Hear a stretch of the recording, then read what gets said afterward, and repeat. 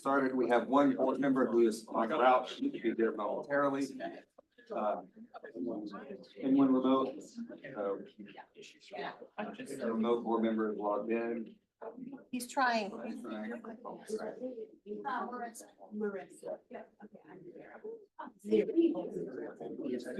as one of those members arrives, we'll start the meeting.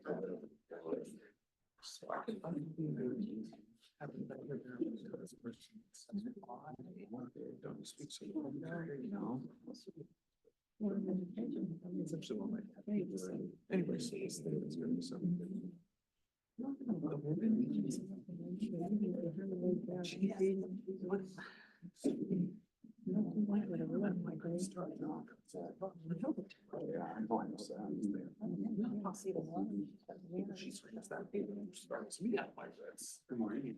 And she argues, so I try to say who I am, but she doesn't want to know who I am. Right. And it's to get off my property deal. So I made up my car. But he was stuck in my back pocket. So Maybe I'm wrong. Yeah, maybe it's one of the- Right. Allegiance to the flag of the United States of America and to the republic for which it stands, one nation, under God, indivisible, with liberty and justice for all. All right, we have people signed up for public comment, 3 minutes. Timer on it? Okay.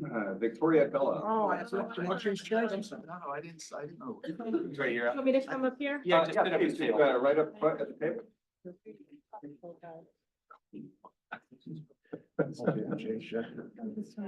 I have it written down, but I did kind of missed on who to email it to, so I haven't submitted this in writing, but I'm ready to. Just submit it to us. Yeah, if someone has a card. And so just for, because some people don't notice on the agenda, it's a 3-minute time limit, so. Yes. and we'll have you on. All right, thank you. Go ahead. Okay, so my name is Victoria Gullah, I live in Spofford, New Hampshire. I have a parent, I'm a parent at Lionheart. I have 2 children there, and just for full disclosure, I'm friends or family friends with all of the founding board members at the school. I've met Mr. Klein and my political roamings around, and he's been a guest at some of our groups and family friends, also with Commissioner Ada Blue. So I come here to oppose the changes to the charter and that they're proposing for the makeup and the governance of the board. The reasons for this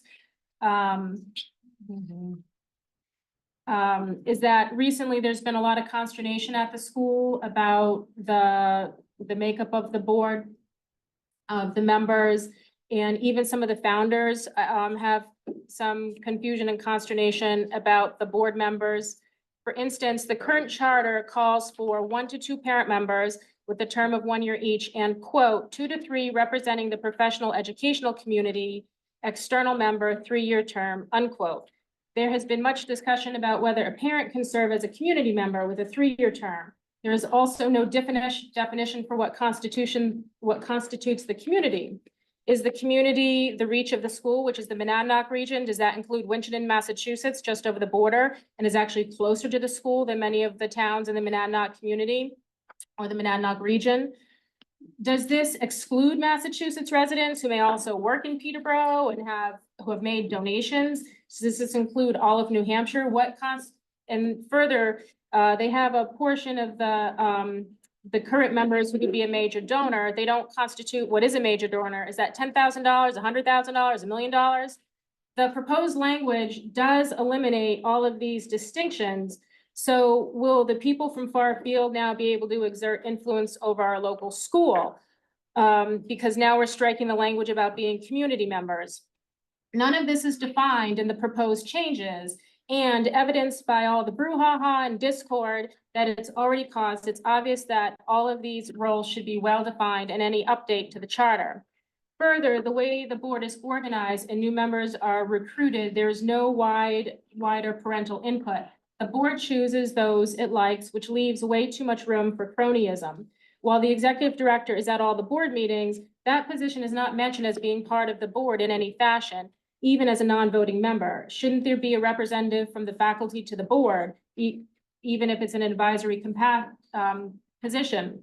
When my son went to a private school, they had a staff member on the board who was at least a staff advisor to the board. The staff and teachers should have an opportunity to elect a representative to the board, and I feel that, 3 minutes. okay, the parent representatives should also have, the parents elected, and also to note, it's either a typo, in there, but if they've changed it to 9-member board from 8-member, and the proposed document has listed still 8-member maximum, and then later, or no, it says 9 at the top and 8 at the bottom. So it's just not a You can well-written submit the rest in document. writing. Yeah, we're gonna, thank you for your time. Please make sure we get that in writing. You can send it to Angela. I I don't just right need to here. type it.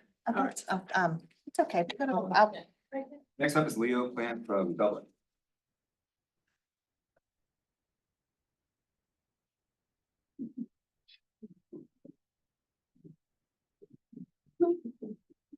Let me begin by thanking the board for all you've done for us the past 4 years. I am a founder, a former trustee, and a benefactor of Lionheart Classical Academy. And I couldn't be more happy with how things have gone for us. We've been very fortunate. I'm sure you've heard by now that we just received a $5 million gift to start an endowment fund for our school. 309 students. We welcomed them this past week. 129 on the waiting list. We've got a great faculty. We've got a wonderful new principal. And we're deep into a search for an executive director, which is a national search, and we're seeing some incredible candidates. It was one of the objectives of the founders to, as quickly as possible, get us off the board and replace us with parents. Now, I don't know of any greater commitment to a school than the parents who have their children. And this whole thing about, cronyism, that kind of stuff, never happened. I've been there from the beginning. I go to the board meetings now, even though I'm no longer on the board.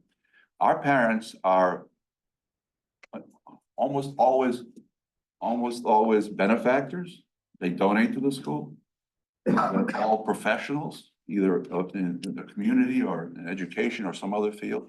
So our parents have multiple hats on, and I don't know why you would not want to have these people on our board. I'm so proud of them and the work they're doing.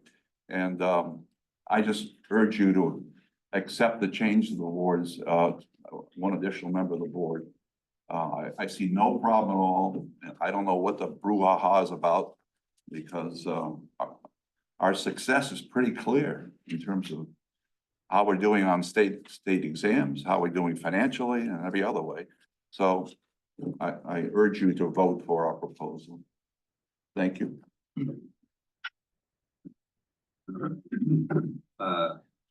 Oh, you have a question? Am I supposed to say a question? No, it's just comment. Thank you.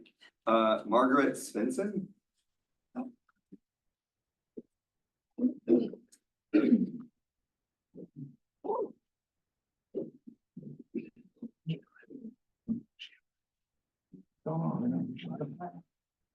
My name is Margaret Swenson, and I'm here today. I've met some of you. I sit outside in front of the Department of Education. I have a sign that says the teacher took a student for abortion. And I want to address that issue. The teacher took a handicapped student out of the school last year for a medical procedure, an abortion. And she spoke to the student for 2 to 3 weeks, according to the newspapers. She never told the principal, apparently. She did not call the parents, and she did not call social service. And now, this student was pregnant, and her job would have been done if she had done that. That would have been the end of the story. This is a handicapped student in the school system in New Hampshire. The teacher is now teaching this year at another school in the system. She was never let go. There was nothing done to her. In fact, she's in a better position because she's closer to her home. Okay.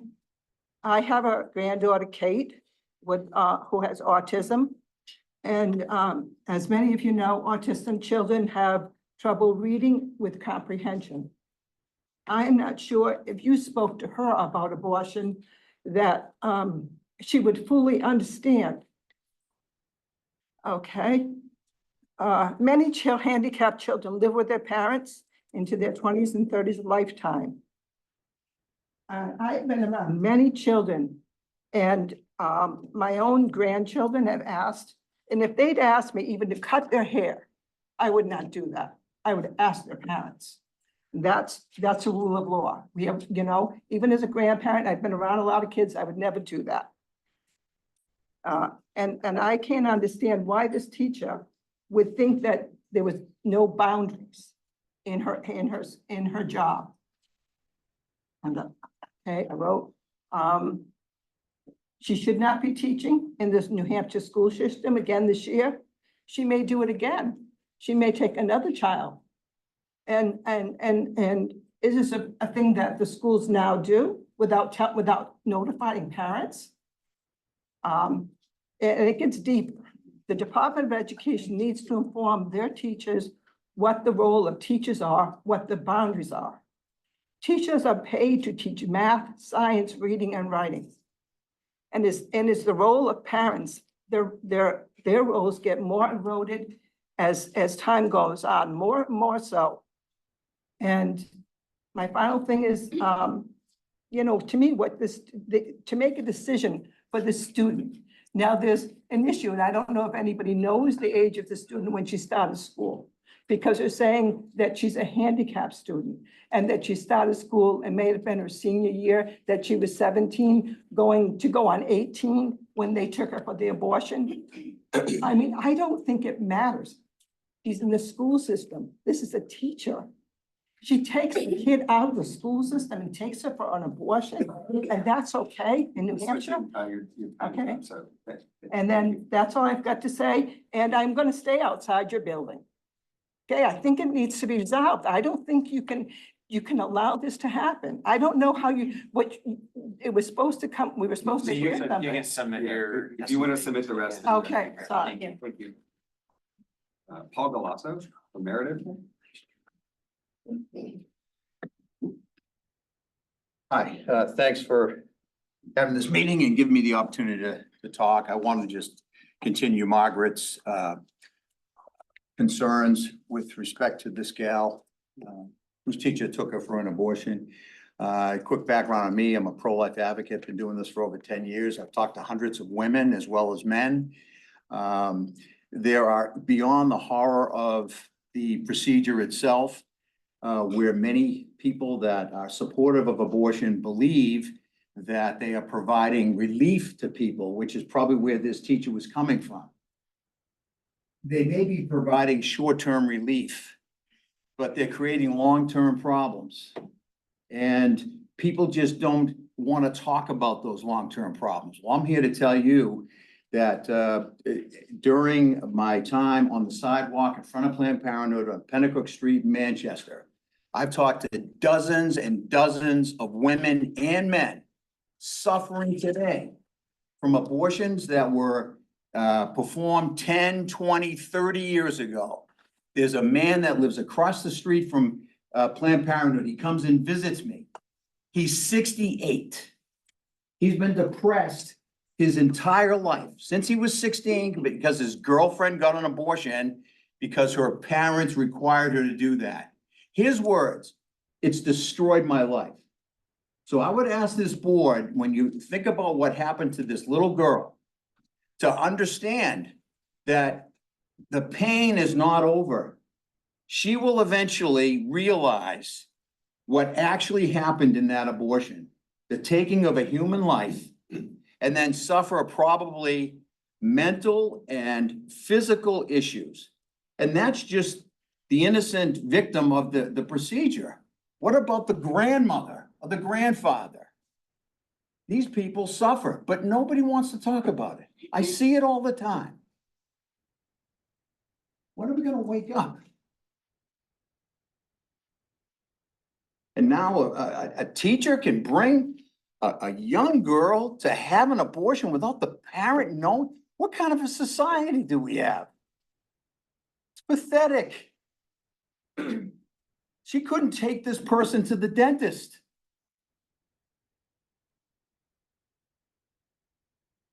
I hope my comments help. Because we need it, because this state is going further and further into the realm of death in all aspects. And God is offended. I'm sure. That's all I have to say. Thank you. All right, Ken Finn from Greenfield.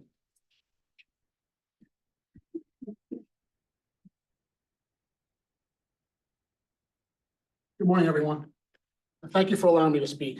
My name is Ken Finn. I'm from Greenfield. My child is a student at Lionheart Academy. And I'm here in support of the changes to the Lionheart Charter, which I view as more of just a clarification. Because I find the charter to be slightly ambiguous as to the number of parents who can be on the board. In full disclosure, my wife, Lori, is on the Board of Trustees, but I do not speak for her. I speak for myself as a parent. I have to ask, at this point, there are 5 parent members on that board, which is over the limit, as they are saying. Which parents should we cull from this board? Should we dismiss the college professor, the grad school professor, the financial guru? Should we dismiss the high executive who left her job to raise her child from? Or should we dismiss the nursing home director who manages a staff and patient and a facility? We certainly should be taking advantage of these people, especially in the early years of Lionheart Academy. This Board of Trustees, in its current state, is not a Board of Trustees, it's an A team. Now, since June 14th, there have been an email campaign and articles written by, supported mainly by one parent who is upset about something. He's been nitpicking procedure. He's been sounding alarm about pending financial collapse. But even independent auditors at the recent meeting completely refute this. The school is 100% solvent. It is thriving. There's further proof that this parent is on a smear and revenge campaign that he has been attacking and maligning the character of even the former chairman of the board, Barry Tanner. On opening day, I had a discussion with many of the other donors and founders. They are all extremely satisfied with the parent members on the board and the current state of the school finances and forward movement. And that's all I wrote. I want to thank you for listening to me. Thank you. Brian Walsh from Francistown.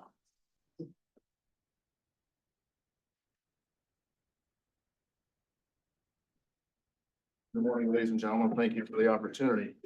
My name is Brian Walsh. I am a resident of Francistown, New Hampshire. I have 2 children at Lionheart, and I'm a currently serving board member at that school.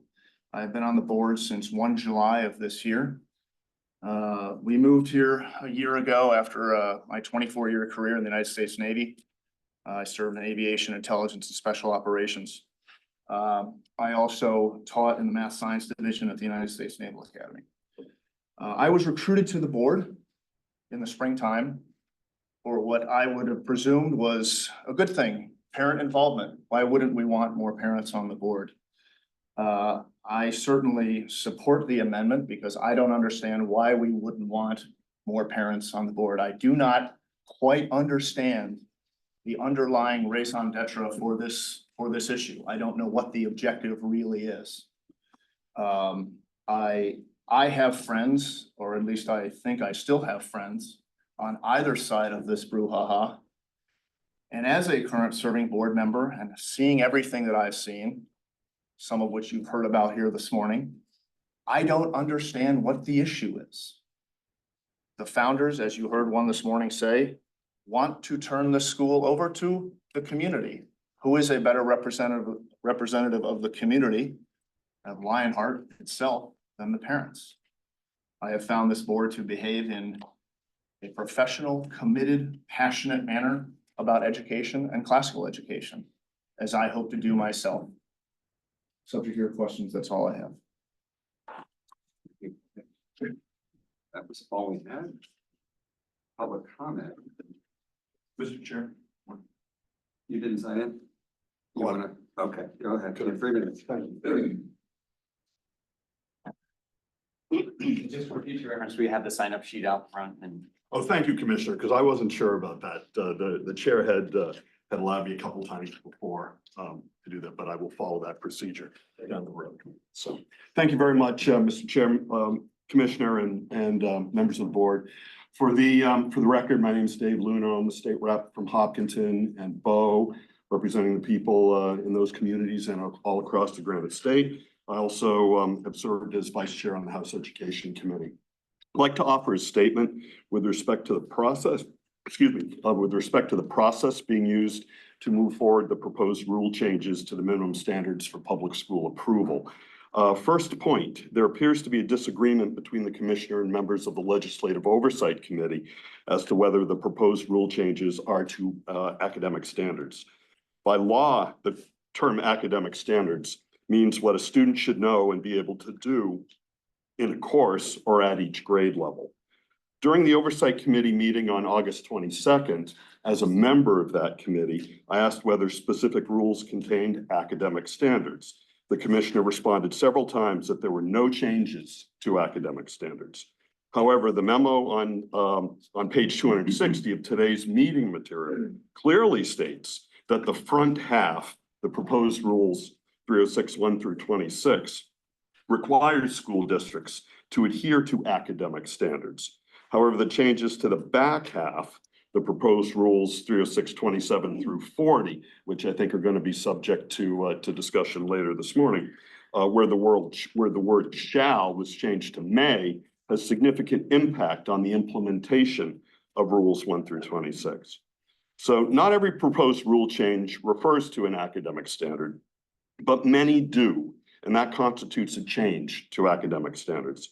Second point, these changes conflict with the state's obligation to ensure the delivery of a constitutionally adequate education by merely encouraging local school districts to meet educational standards.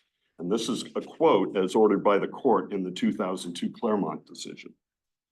During questioning by the Oversight Committee on August 22nd, Commissioner replied that he certainly hoped schools and their boards were using the state academic standards. You hope the schools are using academic standards? This isn't an aspirational exercise, and the court has made that clear. Third point, by law, the state board shall not amend any existing academic standards and shall not approve any new academic standards without the prior review and recommendation of the Legislative Oversight Committee.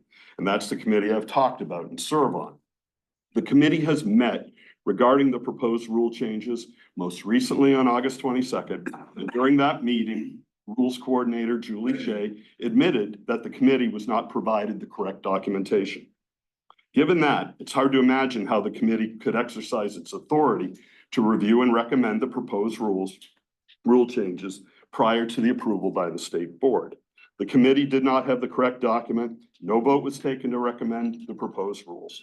So I'd encourage the board to table the rules you have in front of you today and to rescind the approval of rules 1 through 26 pending review and recommendation by the Oversight Committee as required by law. Thank you. So sorry, folks, the most fun part of the meeting is not going to happen. That's the state public school district spotlight. Because we had to move the meeting to today because we had quorum issues last week. So the kids unfortunately couldn't adjust their schedule that quickly. So the Winnicott High School presentation won't be happening today, unfortunately, but we hope to get that at the next meeting. So we have next up Professional Standards Board. I don't think Denise even here. This was Christina O'Hara. Do you guys have a thoughts or a motion on this application to renew her appointment as a professional standard?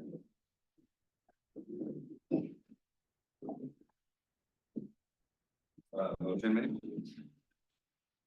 So, today.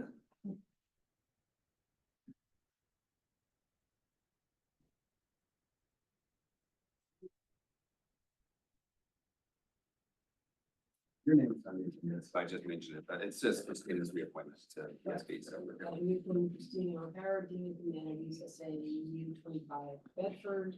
I have a reappointment to the 2024-2027 higher standard, professional standards board. Second. Okay, all in favor? I, Bills and I. All right, thank you. Office of Public Charter Schools. Okay, so folks, we have, first on our list here for charter schools is Lionheart Classical Academy. If those of you out there might have read some stories in the paper.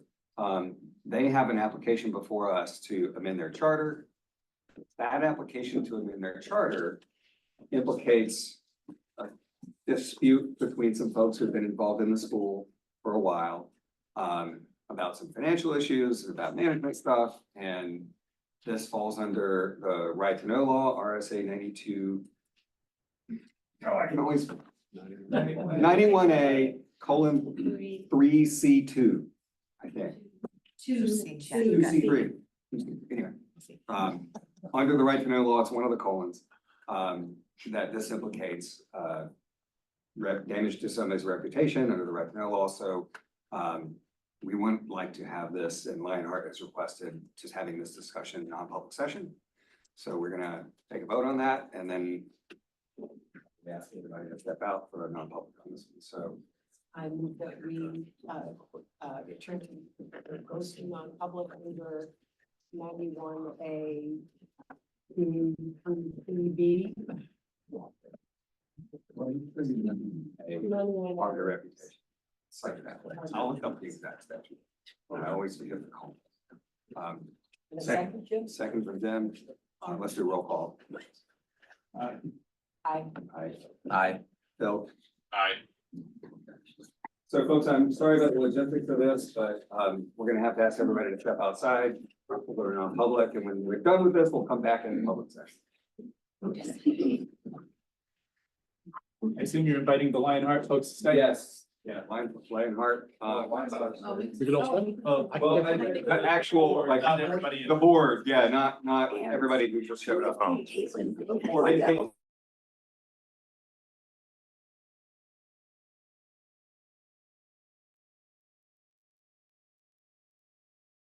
Angel, you'll be sending a separate link, correct?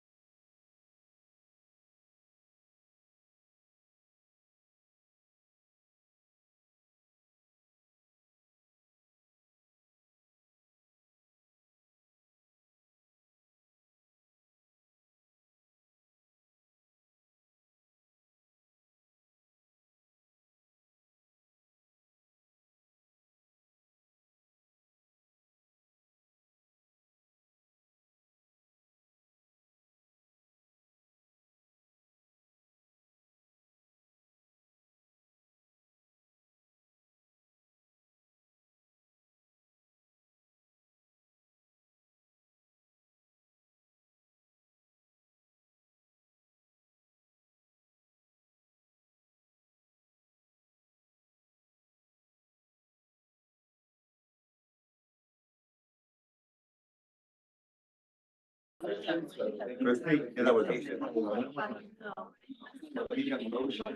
again.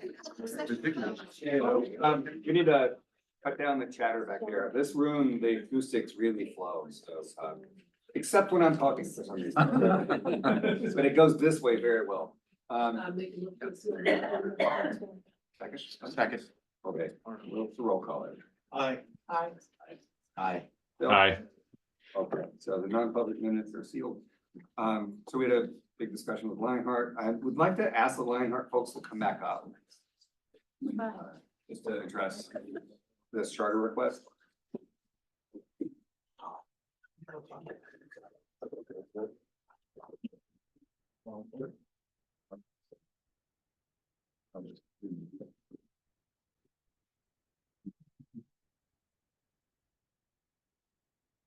You're reviewing your the current board membership and the current board requirements.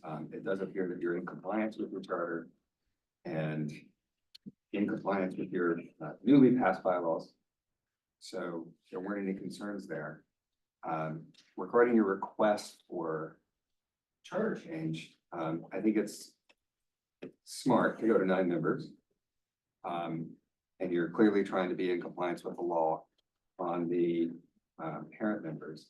But I think the board had some concerns because what we've tried to do with other charter schools and what we've been pretty consistent about, I think, for a long time is asking for some more clear categories, which you actually have in your current charter. You have some categories, but in this request, it doesn't specify somebody with business experience, somebody with finance experience, somebody with fundraising experience, and that you don't seem to have any problems with those asks on your board, just to be clear.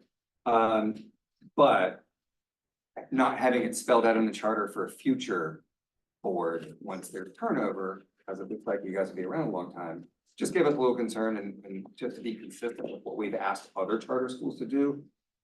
I think there's a lot of thought on the board that if you would be willing to take that under consideration and come back, just revising that so we can be clear that going forward, you'll make sure you have the kind of membership with those financial commitments that you clearly currently have on your board, but spelling it out in the charter, we felt like was important and it's consistent with what we've asked other charters to do. So does that, Bob, or the rest of you guys, you think that sounds good?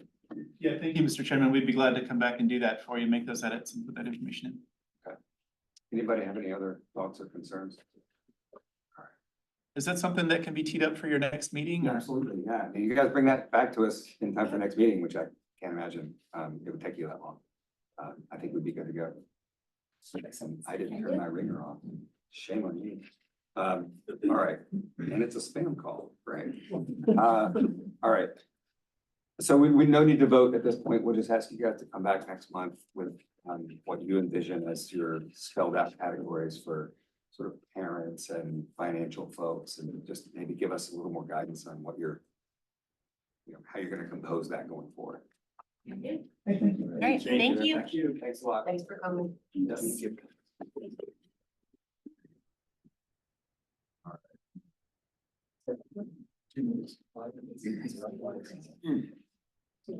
We have a permit for Gathering Waters.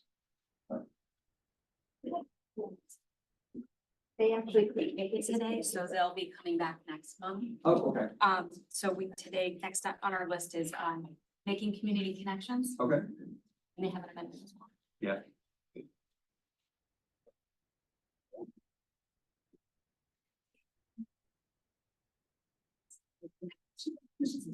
Okay.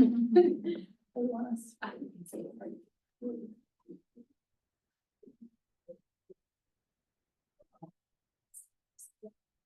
For the record, I'm Casey Silva from the Office of Charter Schools here at the Department of Education. Here to introduce Chris O'Reilly from Making Community Connections. They are requesting amendment to their current charter. I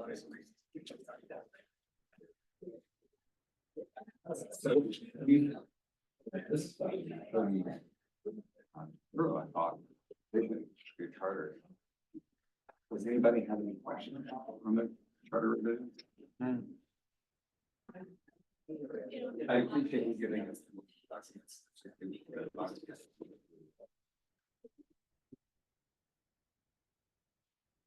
I'm disappointed because not having the Manchester school, and I know the situation, but that was a really valuable part of Manchester.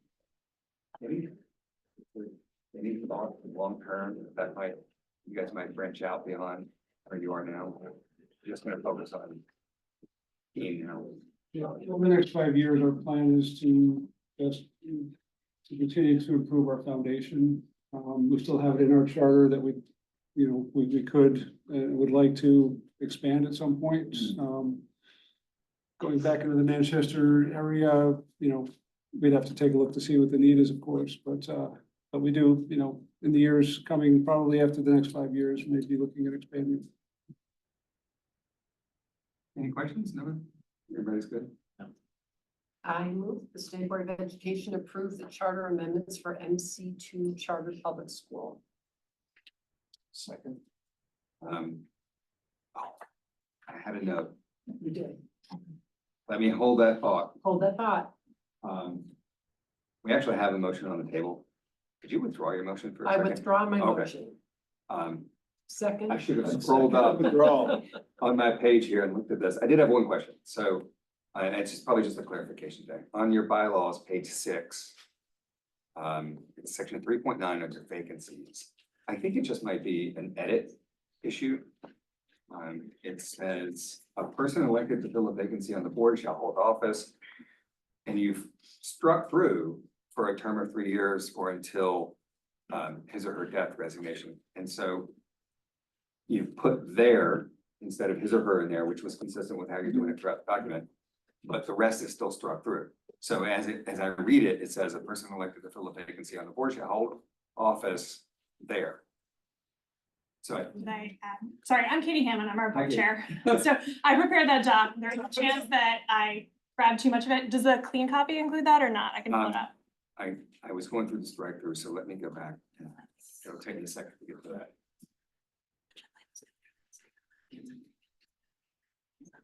Page 6. In the red line. It was page 6 in the red line version. I'm trying. to What's look the up- section number? 319. 19.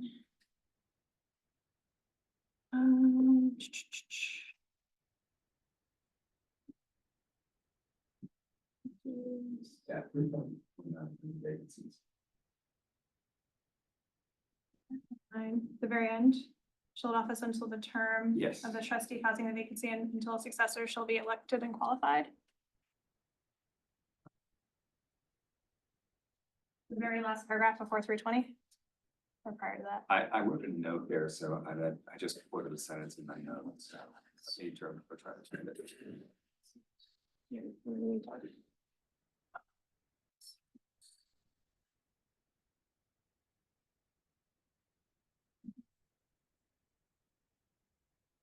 Okay, I have the clean version of it. It's okay, I have the red line. There you go. I'm trying to look it up in the clean version. You see the bylaw, Jeremy?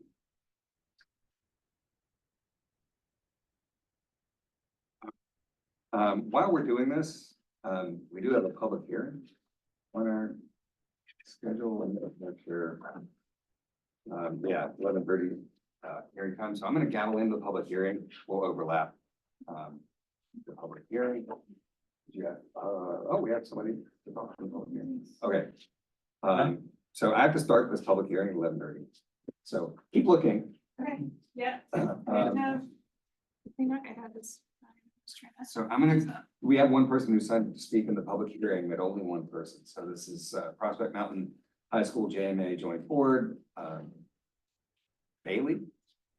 Someone named Bailey who was signed up? Maybe outside. I don't know what one. I've only got one name, Bailey. No Bailey? Okay, we'll see if Bailey shows up. So we'll continue with you guys.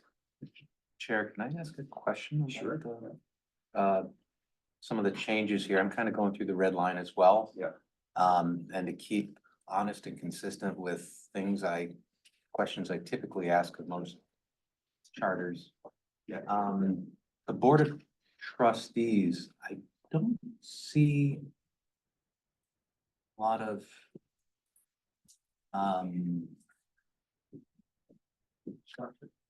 to it there in similar fashion that we will have this many of this and this many of that.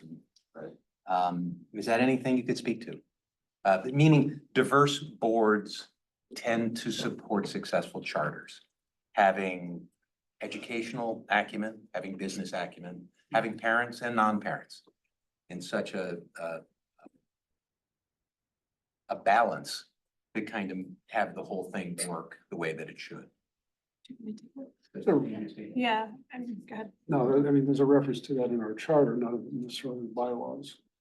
Yeah, so I think there's a couple things. So right now, our board does consist of 4 parents. We have 2 people with backgrounds in finance. We have 1 with a background in business. I have a background in policy and leadership and education. So we have been recruiting to get a board of that, in the last 5 years as we closed Manchester and lost, I came on right in that transition. So, as we lost that, we regrouped. We had a very small board because we lost part of our board in the closure of that school. And so then we were starting by just saying, we need to find people that are invested to help rebuild this and kind of get it up and running cleanly. We removed the requirement for QED because QED couldn't continuously provide a board member. They were our founding organization.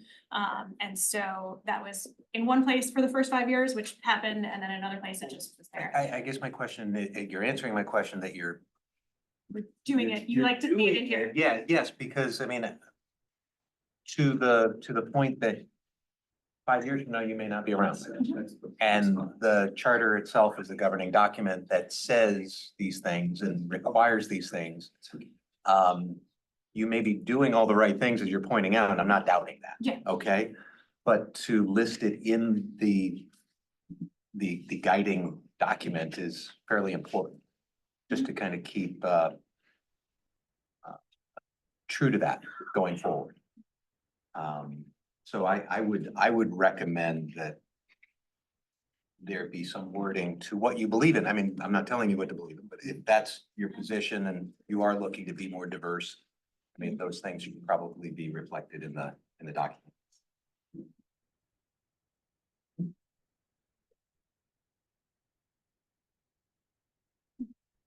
I have the red line version of that, and it is. My computer's not loading, so I'm not Yeah. able to get the clean version. But it does sort of just, it looks like you probably struck out the end without meaning to. I'm looking at a red line version here that has like until the expiration of the term at the end of that section. So Yeah, so this is, it's the, under 319, it's the third paragraph at the bottom, the next to last sentence. Or last, personal life and adult vacancy in the board shall hold office. we have until the expiration of the term of the trustee causing the vacancy and until a successor shall be elected. Until is struck, so, the way it reads is. You have, shall hold office. And then there is the only remaining word in that sentence that's not struck. So, So I'm looking at, yeah, I mean, I'm looking at a red line doc here. take out for a term of 3 full years, it's. Because what struck out of the words for a term of 3 full years or until his or her death, resignation, or removal from office. I'm guessing you intended to strike out his or her and replace it with their. Is it possible to see the version you're looking at? 'Cause the version I have has the full section. Yeah. I have a full edition in my version. Yeah, I see that. Good call. You do the hurdle. Yeah. So it's right here. So it should be this, shall hold office, and then it picks up there. So trustee elected, this whole thing should have been struck. That whole last sentence. Yeah, because it's a trustee elected to fill a vacancy, shall hold Okay. office until Okay. this. And both red lines, this is a Word doc? It's just what is loaded. It's what PDF that is loaded in our. Interesting. Wonder what changed in that base. It is on both So that copies, both the red entire- line copy that I have and the other one. Uh, Remove that entire thing. It basically got redone. And so a trustee elected shall hold office until the expiration. of the Okay. term. So that's the final. That makes, yeah, so it does, that, okay, that makes sense. I just wanted. Yeah, and I That was reading through it, like- linked it in the file upload, so I apologize for that piece, but yeah. All right. Okay, so I don't have, that was my biggest concern. Alrighty, I move that the State Board of Education approve the charter amendments for MC2 Charter Public School. Second. I'd want Do you to wanna- make a Do you wanna, caveat or amendment or something. so Jim's brought up the same issue that we've been having about spelling out, particular skills for board members.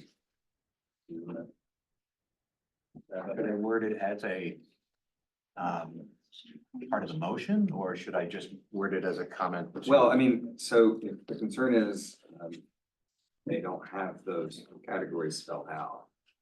Correct. Do you want us to just with the addition of the breakdown of that, like, what do you need from us? to make Well, it- I think the problem would be, getting your board approval for that, right? So I don't think we can amend it on the fly to say, well, actually, we'd like to see that, have you write it in, and I think the board has to discuss. Yeah. How do we want to break that down? How many positions do we want to have business finance experience, how many parents, and so. I don't have any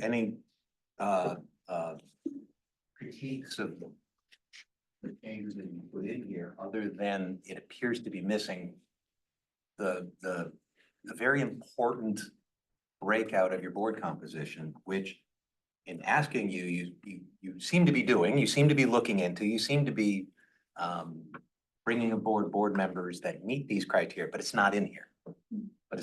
And frankly, I'm just a proponent that it should be in there because it's part of the governance of your entity.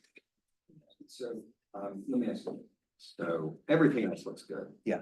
This charter, I didn't have any problems with the charter, so, would it mess you guys up? Hold this until next month and come back with, and just filling out your board qualifications, because, I do think that's something that we've tried to ask all voters to do, and just make sure going forward that we know you're gonna have categories and that you will definitely get somebody with these skills in your board. Does that throw you guys off? Like, we just wait another month to get the full approval on this, or revisions? Yeah, we have a board meeting tonight, so I can bring it up today. That would be great. Okay. Yeah, so I think, again, everything looked really good. Yeah. You've clearly given this a lot of thought, but that's a good catch on Jim's part. So, and just to be clear, like our ask would be, we'd like to see, like, so Jim's a big, and we have been on the board, big particular sticklers for making sure your board composition is diverse. So you do have sort of silos for certain skill sets. You have parents, you can have fundraiser community members, but we really like to see that you have at least one or two board members who have some real experience or qualifications in financial management, organizational management, and fundraising. Because we've just seen that without those, the board is much weaker and the oversight of the governance of the school is much weaker. So you can just take that into consideration and bring us back a proposal outlining those skills and how they fit on the board. I think that would alleviate the concern. Thank you. Thank you. Okay. Yeah. So Brian.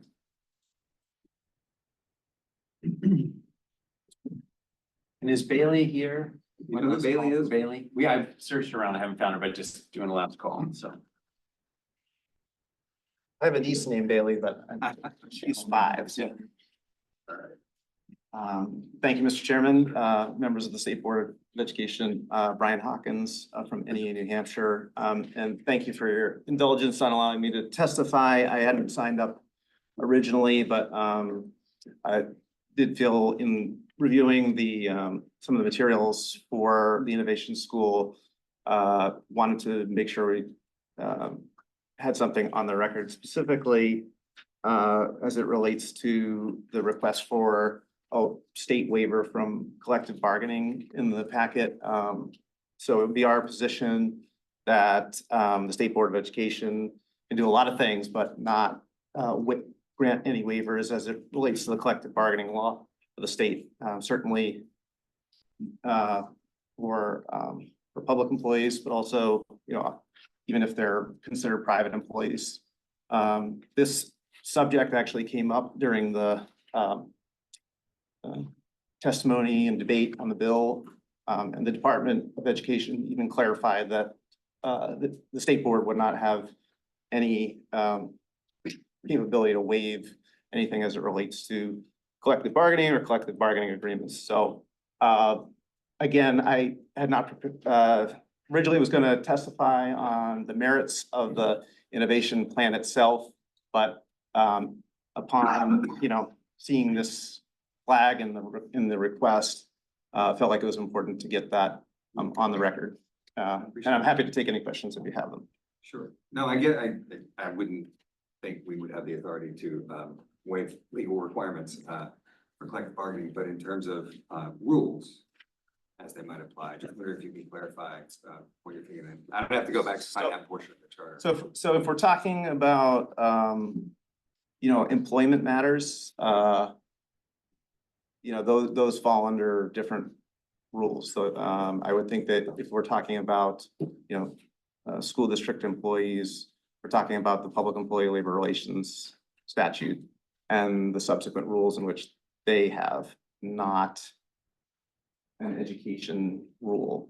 And so that's, I think, a distinction. Again, this was raised when the original bill several years ago went before the House Education Committee.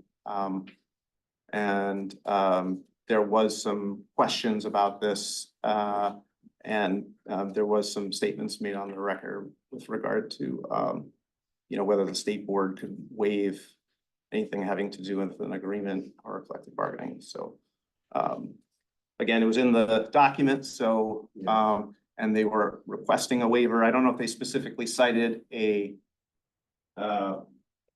you know, specific rule related to that, but it was in the document, and again, felt like it was important to have that on the record. Yeah, I'm trying to find it really quickly. I'm sorry, it is on, in the packet. It's page 19 on the document, from the Innovation School Plan. And then in the, online state board page, it is page 397. Where everything's stitched together. So the packet that is, where the cover page.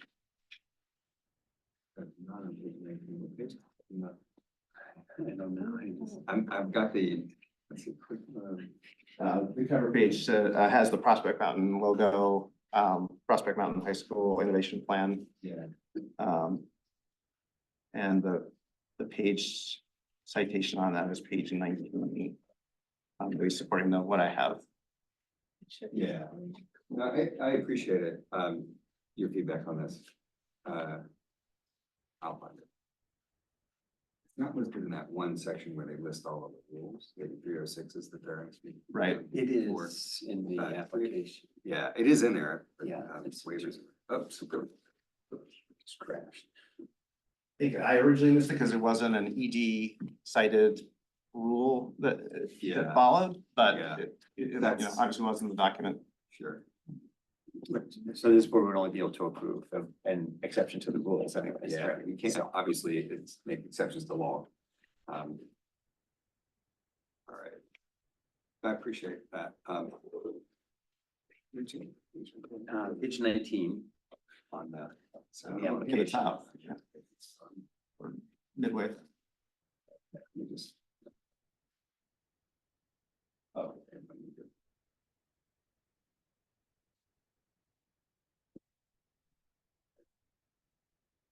Now I'm in the application. He was still in the PowerPoint presentation. Yeah. so.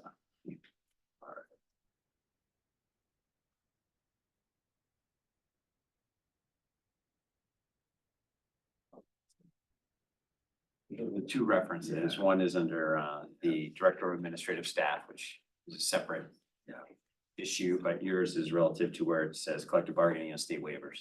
Yes, that was where I was referencing. Yeah.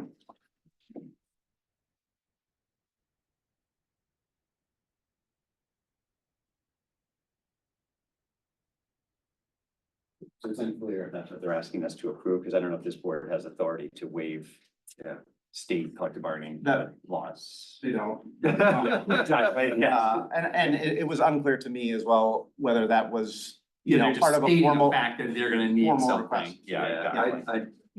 I hear you, and I think it's on that, how I read it as well, it's just sort of a general statement, but it doesn't seem to be a request of a particular rule waive, but we'll ask for. Yeah, clarification.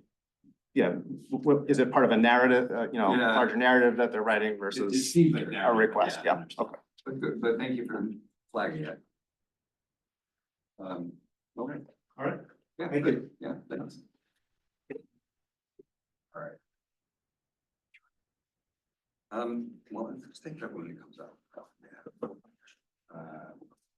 New Hampshire Career Academy.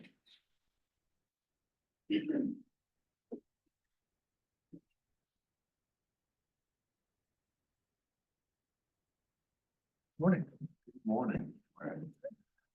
Casey Silva again from the Office of Charter Schools. This time we're here with Patrick O'Mara, and he's here to present his application for the New Hampshire Career Academy Charter Schools. Welcome. Thank you very much. So good morning, everyone. I think we're still in morning. Yes, about 15 minutes to spare. I want to thank you for allowing us to join you here today. I know this charter has been a long time coming. So we are excited to be with you. With us today also, we have Robert Best from Soloway Hollis. We have Beth Doran representing the New Hampshire Community College System. Caitlin Blundell, Blundell Accounting. And we have Kim LaValle of Mount Vernon, New Hampshire as well. So as I said, the school has been a long time coming. It's been a labor of love for over 3 years by many valued members of the New Hampshire education community.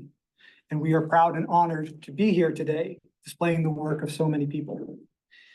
We would not be here today without the guidance of the Charter Schools Office at the Department of the Department of Education, the support and a little bit of guidance from Commissioner Edelblu, and the support of Governor Sununu. Now, because of the history of this charter, some of you may already be a little bit familiar with it, and if not, perhaps the charter and any specifics there, the concept of the school itself. New Hampshire Career Academy will strive to provide New Hampshire high school students with a tuition-free high school diploma and college degree. By preparing our students for the workforce through interview training and career mentoring, Career Academy will not only open doors for our students, but aid in the collaborative, multidisciplinary approach needed to address the state's current workforce gaps. The benefits of this school will ripple into every community across the state, and our students will chart a new course that will better all of our futures. Beyond developing the workforce of tomorrow, our school also creates a strong pipeline of students to transfer from 2 years worth of credits to an alternate higher education degree from a four-year institution as well, if they so choose. We believe that our school's versatile outcomes will alleviate stress and financial burdens on financial families. Our purpose, our focus, and our drive will and must always be to support our students and work side by side with them as they take on a challenging but worthwhile curriculum. New Hampshire Career Academy will enroll students who have achieved academic standing to be considered a senior. Now, we would define a senior as a student having approximately 15 credits at the beginning of their school year.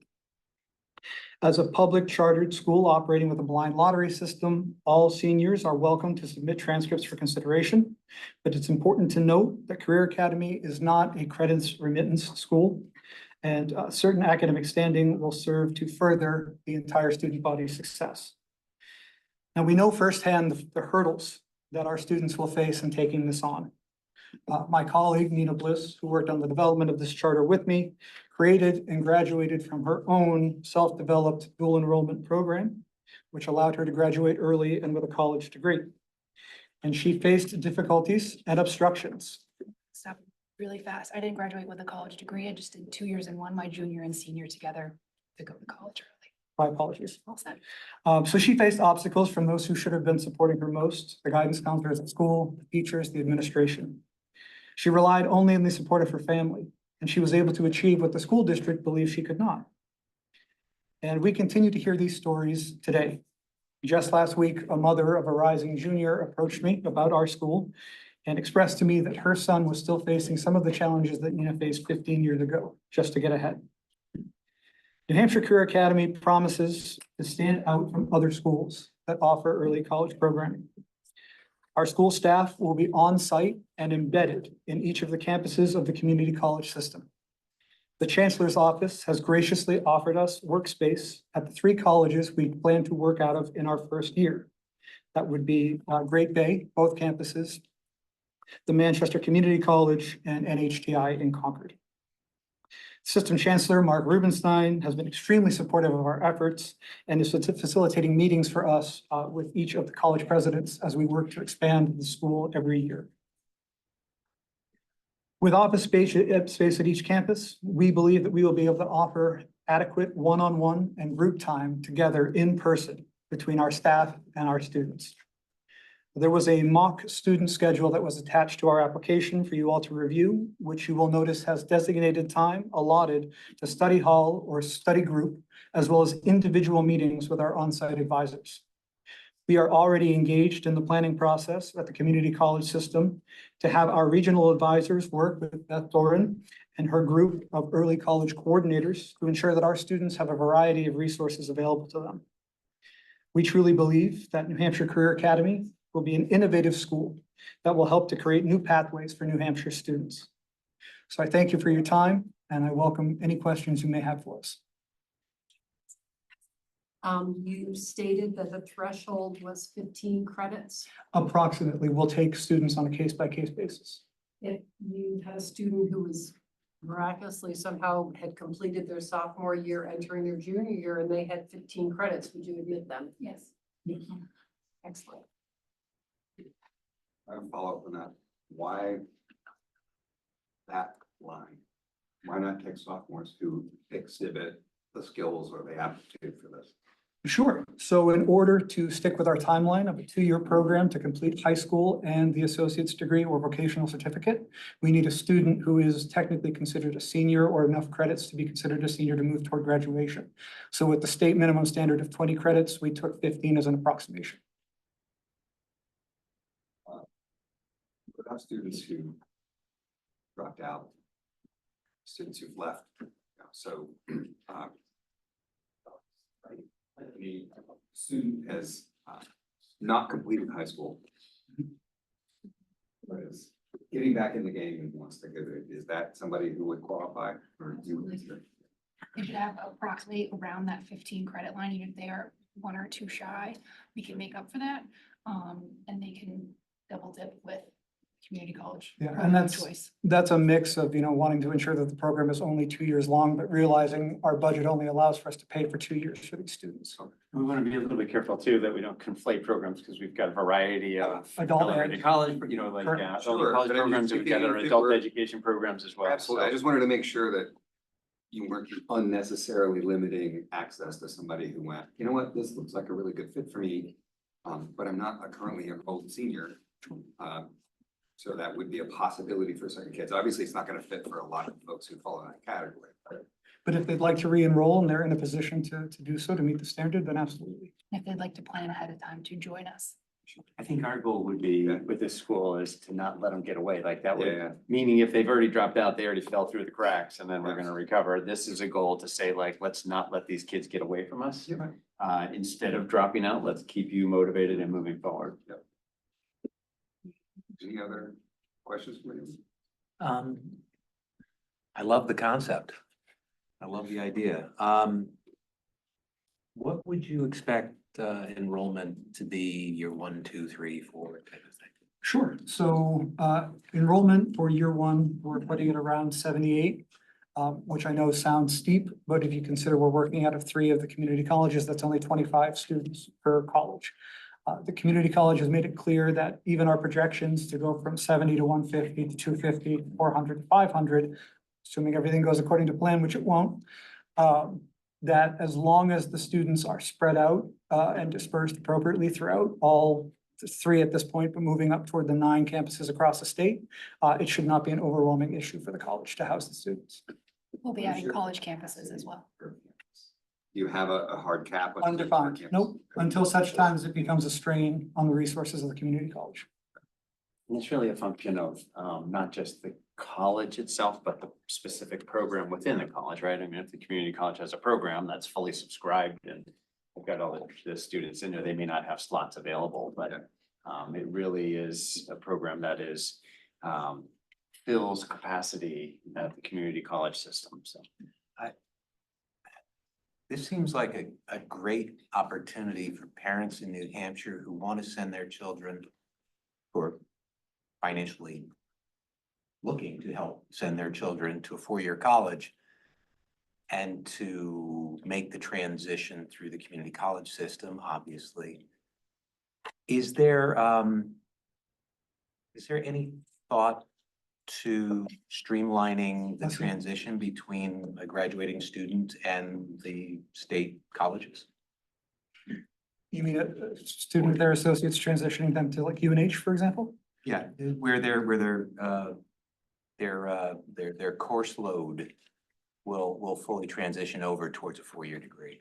Sure. So, outside of state schools, we cannot guarantee the transfer of credit. But within the state of New Hampshire, if they are transferring from the community college to UNH, it should not be a problem. They should be able to transition smoothly with 2 years worth of credits to cut their four-year degree in half. The UNH system address that. Yes, I can tell you, I want to make sure that. we've been working on that Yeah, consistently that's in the state. I mean, so it's, almost universally, the community college credits will transfer to one of our University System of New Hampshire system schools. But in addition to that, the university system as well as the community college has been working on transfer pathways. Because it's one thing for the credits to transfer, but you want to make sure those credits are going to be worth something. And so we've already approved 31 credit transfer pathways, which means that all the credits that are earned at the community college system will transfer directly into a major in the four-year baccalaureate type programs. And there's 35 more on the agenda right now to get approved by faculty senates to be able to allow those to move forward as well. So there's quite a number of transfer pathways that are being built so that we're not leaving students stranded and forward that in. I mean, part of the reason for doing that is we're trying to keep the young people in the state. Yeah, Exactly. We don't want them to get away from us, so. But this is a financially attractive way for students to stay in the school system within New Hampshire where they could go through Career Academy. Absolutely. Graduate with their high school degree and a community college degree in effectively what would have been their first year of college, and then First 2 years. first 2 years, thank you. And then tuition free. And then 2 years at a state school, and that's a fantastic bachelor's program. So I love what you're doing. Thank you for what you're doing. So for clarification, because I thought I heard something, this is a day student program. Yes. Oh, I said house the students. That's not what I meant. I didn't mean room and board. I meant the ability to educate the students in the classroom. Anybody wanted to go live on campus, that's on them. Nice. Great, I only jokingly say it took you long enough. You talked about at the beginning, this is a workforce gap focus. So is there a trade component to this, or is So. grade school component to this? Right, so, the idea would be that it is certainly open for students to transfer into a four-year institution if that's your choice. But if you're a student who just wants to sort of get through it and get out, achieving the vocational certificate or the associates. And the highlighted, we looked at the 2023 study from Taylor Caswell and the Department of the Economic and Business Affairs, and identified some of the gaps in nursing and manufacturing. And those are the programs that we were very lucky that the community colleges said that they would open all programs based on interest to our students. All programs? All based on interest, yes. Fantastic. And availability. Availability, yes, but that's awesome. No, this is a great concept. We have a lot of traditional public schools that are trying to do stuff like this, find that pathway, do the dual enrollment, which I think is just wonderful, and it's encouraging to see more public schools doing that. And to create this option as another option for students who want to accelerate.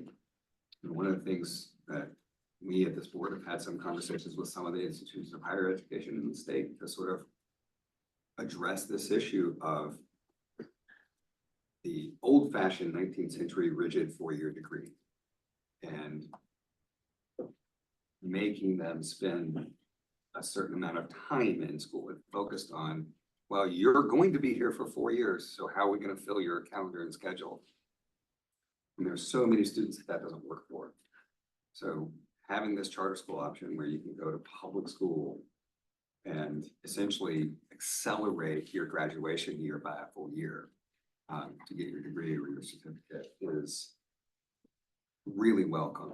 I'm hoping that this will send a signal to other traditional public schools in New Hampshire that this is a model you can work on. Nothing bars you from doing this in any format. And we've seen some public schools work on stuff like this. So good luck.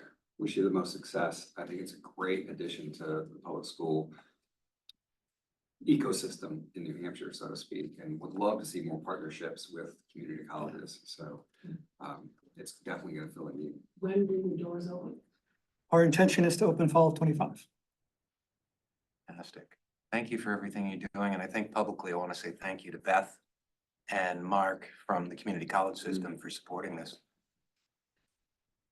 I move that the State Board of Education approve the charter application for New Hampshire Career Academy Chartered Public School.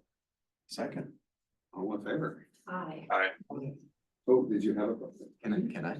Yeah, we just approved it, so. Okay, But you can still. No, I don't have a question. I was like, Okay. Can I? Oh, Can I? okay. It was a shame. Oh, I don't know, can you? So you record your vote. And you, there's. I'm one, two, voting three, aye. I have four. So. I'm voting aye. Okay. All right. Well, thank you guys. Good luck. Thank you so much. And hey, you know, once getting, maybe in 2 years, you just come back and just let us know how it's going. We will. Love to hear from you. Thank you. All right.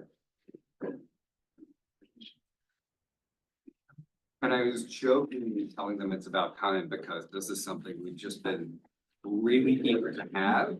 And very glad that they've been able to put it all together. It's a very complex thing, working with all the different community colleges and trying to make it work. Glad they were able to do it. All right, we are at the end of our public hearing. So is Bailey? I wonder if Bailey signed up on the wrong sheet. I'm thinking I think Bailey may that's, have. yeah, happens sometimes. So I'm gonna close the public hearing on Prospect Mountain High School JMA Joint Board application unless anybody else is here to speak on it. Nobody? Okay. Closing that public hearing. Rulemaking and legislative updates. Julie.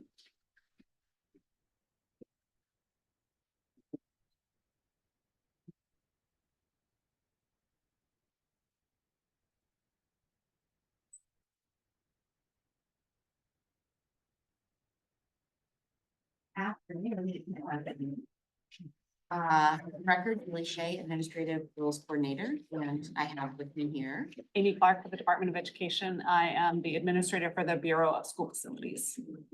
So the first item we have here is an initial proposal, and these rules should look familiar because you just adopted them in July. However, there was legislation passed that warranted some changes, and Amy's can kind of walk that through with you. Correct. So the law just essentially added charter schools to be eligible for building aid. So we added in charter schools to our rules shortly after we had already come to you with changes. So we were happy to do that. While we were in there, we also took the opportunity to tweak a couple of, make some clarifications, but also the biggest changes we added a term of phased project. Essentially, if a project comes in phases, it would allow us to pay them 80%. Well, let me back up. We normally pay 80% of the award for the project that we award upfront, and then 20% upon completion. And now this will allow like phases to happen.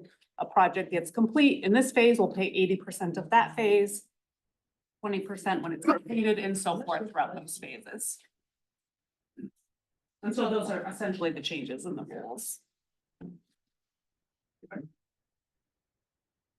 I motion to approve the initial proposal for ED 321 relative to school building aid. Second. All in favor? Aye. Glad to see that. Moving forward. Okay, final proposal requirements for employment. And I actually, due to the change in the meeting date, we do have an amendment to this, so I'm just gonna pass it around so I don't have to like read it aloud to you, and you can kind of look at it. And then we'll kind of go over the changes for you.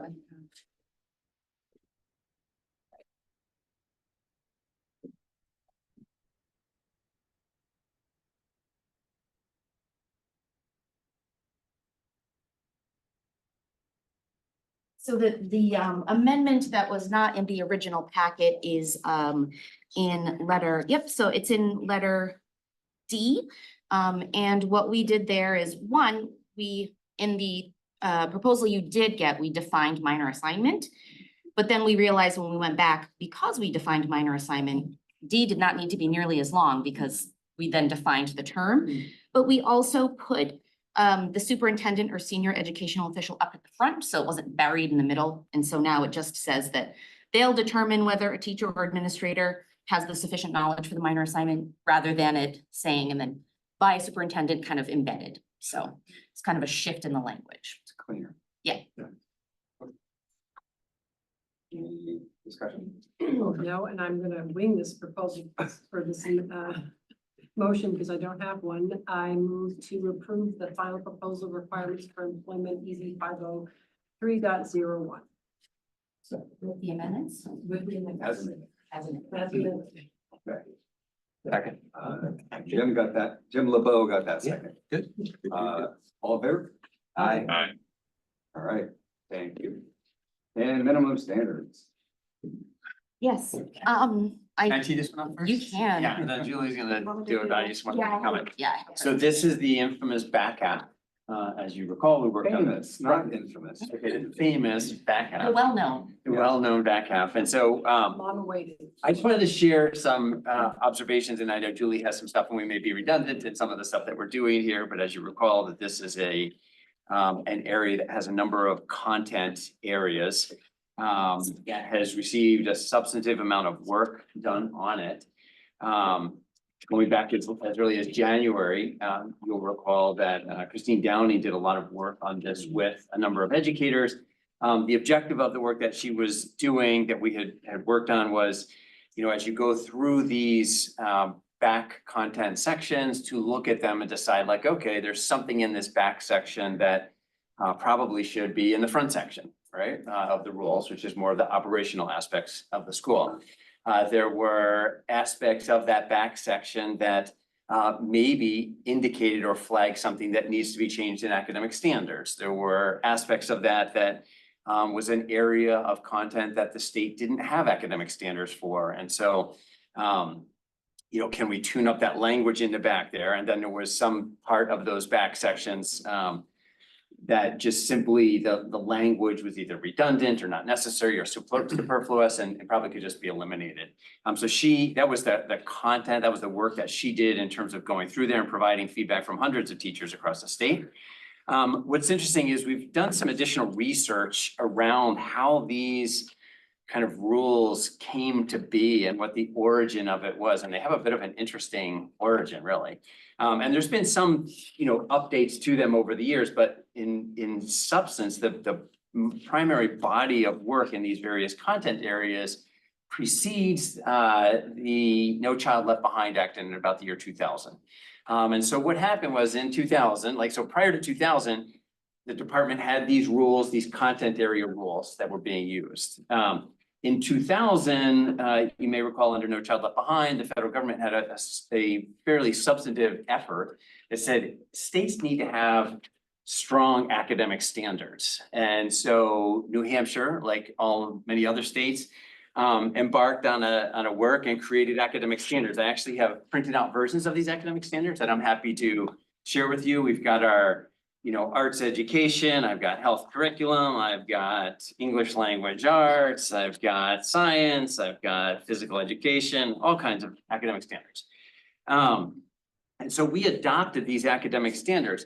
And as far as we can tell, when we adopted these academic standards, we did not make substantive changes to these academic content sections of the rules. And in fact, it's fun to go through and you read the academic standards, and some of the content in the academic standards reflects some of these rules, right? So it's redundant, it just kind of comes forth. And sometimes they're even in conflict, and I'll flag some of these for you. So for example, like if I take my arts instruction, I just pick on that one because it's the first one on the list here, but you know, it says that students are required to have systematic and sequential instruction in the art disciplines of music and visual arts while developing opportunities for dance and theater where students will, blah, blah, blah. And what's interesting is, but in the academic standards, which are a much more robust document in terms of what the content is, it actually says that all students should experience the 4 arts disciplines in K-8, and they should have the opportunity to acquire specific in knowledge and CADE around the proficiency standards. And then typically students in grades 9 through 10 shall elect to focus on a specific discipline. But so sometimes these kind of come in conflict and sometimes they're redundant. If you pick, I mean, and it's interesting that it has, like, so in the rule here, it just says that they shall create, perform, and respond with understanding. Whereas in here, in the academic standards, it talks about, creating original works of art, performing new or existing works of art, or responding. So really, the sense I get is that we had the feds moved in a direction of we need more rigorous academic standards. So the department embarked on and developed very substantive academic standards around these, which in my own perspective are much more rigorous, much more detailed.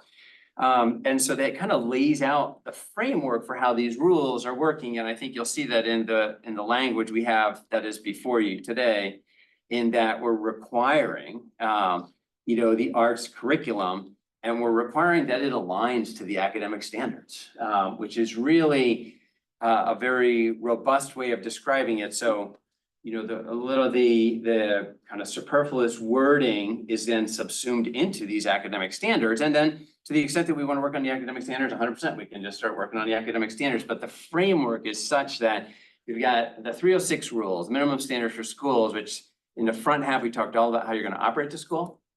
In this back half, we've got these content areas, and we're basically saying these content areas, you should offer instruction that aligns to the academic standards that have been adopted by the State Board of Education. And then in a couple of areas where we didn't have specifically, academic standards. So for example, business education was one, if I remember correctly.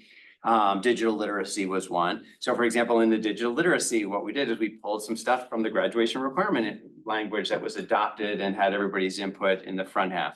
On the business education, we actually have in our career and technical education programs, competencies that have been adopted by, the industry programs and approved by an industry board. And so we incorporated that information in here. So the proposal that you have, I think, helps everybody to get there. There's no maze, you're still required to provide these things, right? And these are the standards. And so our framework is such that,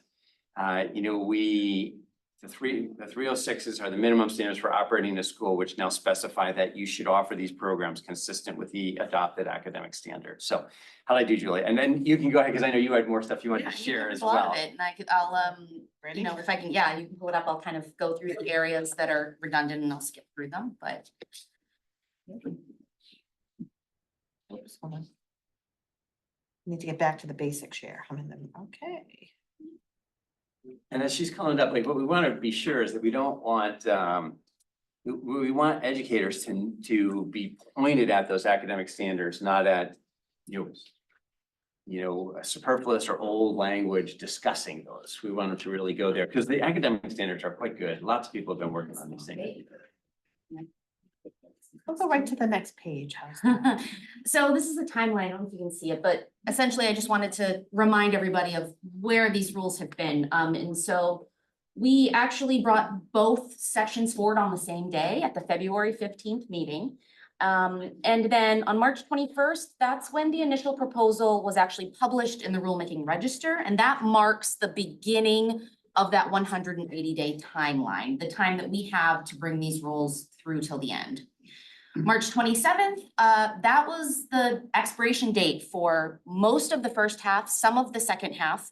And so we needed to get everything started before then so that the rules would be extended through the rulemaking process and we didn't have expired rules. Throughout the month of March, that's when there were educator feedback groups happening that were led by Christine Downing.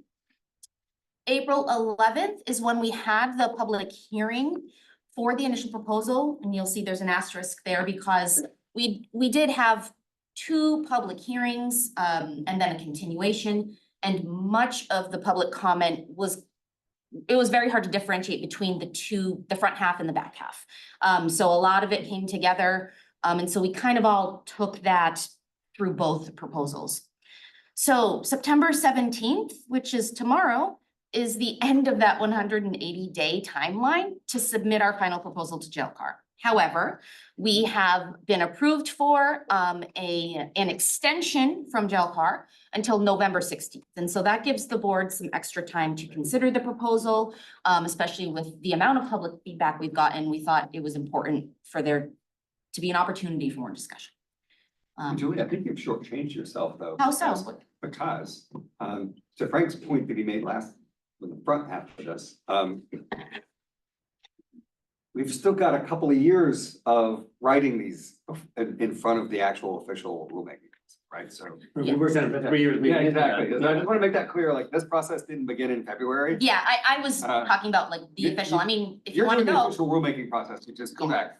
But just for clarity, guys, we pointed out this in the front half, there were about 3 years of development of this. And it was actually brought forward in March of 2023 and was tabled. Exactly. So there was that as well. Just clarifying and pointing that out, for anybody who's following along at home. That So this again, was a longer process.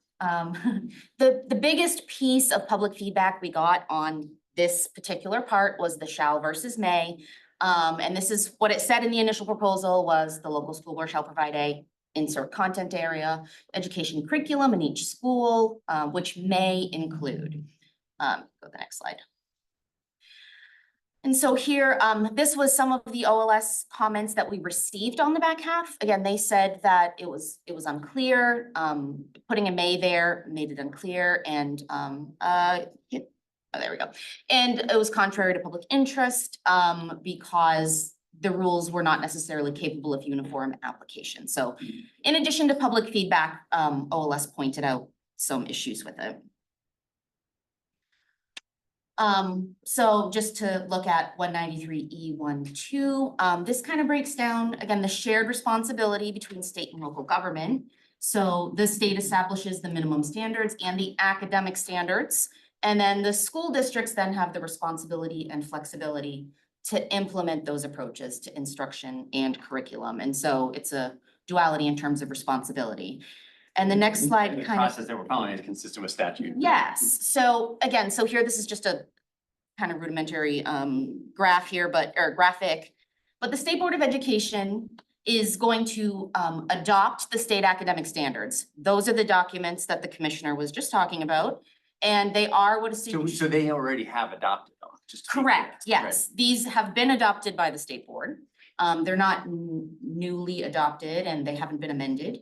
But the school districts are then going to create competencies based on those adopted state academic standards. And then in your local schools and classrooms, their instruction and their curriculum is going to be based off of those competencies, which are based off of the academic standards. So this is just an example. I pulled a graphic from the Next Generation Science Standards. This is what they look like. I don't expect anyone to be able to read it, but just to kind of visualize, you know, how it gets broken down. It's very detailed. It goes through each of the levels. And they are approved and adopted by the by the state board, I'm sorry. And they are, again, much more detailed. Most of them are over 100 pages long. And all of them are on our website and they always have been. Yes. Yeah. All right, and so again, the context for the revisions here, these are the buckets, so to speak, that the commissioner was just talking about of how we were trying initially to lay out the final proposal text, you know, what could be incorporated in a new section, whether or not the rule language needed to be carried forward to modify existing state academic standards if necessary, whether or not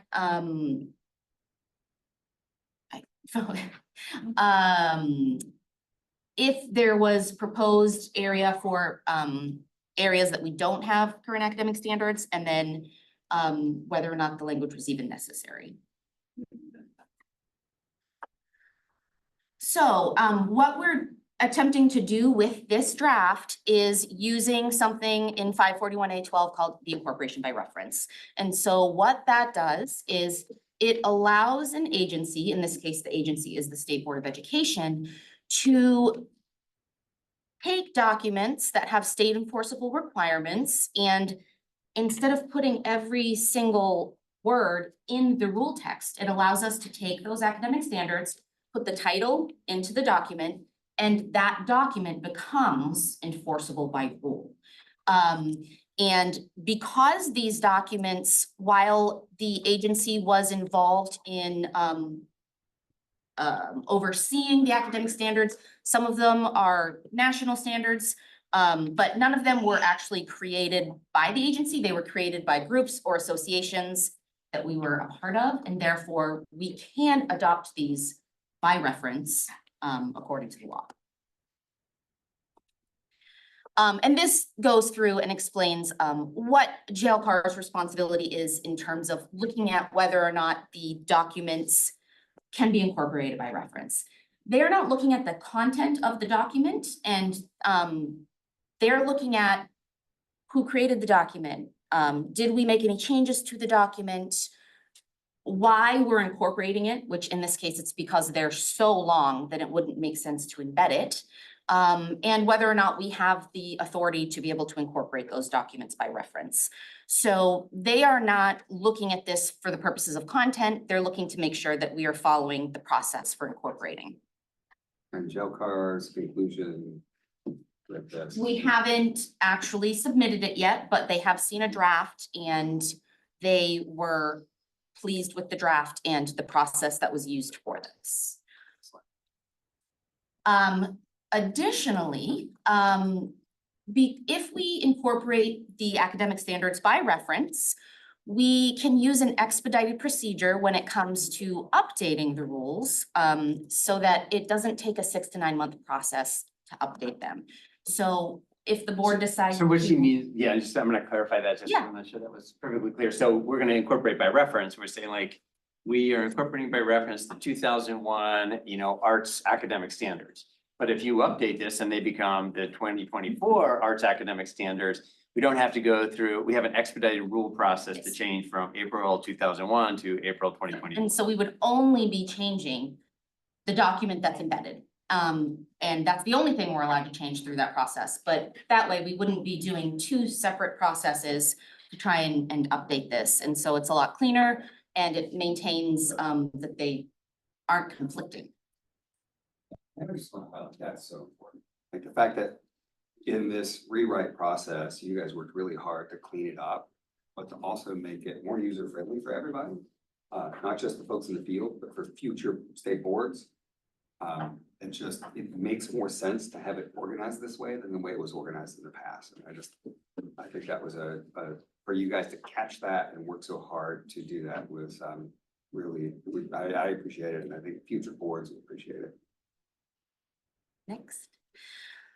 So again, the commissioner touched upon this, but for the areas without adopted standards, we went to other areas and referenced existing competencies in order to put them into the document.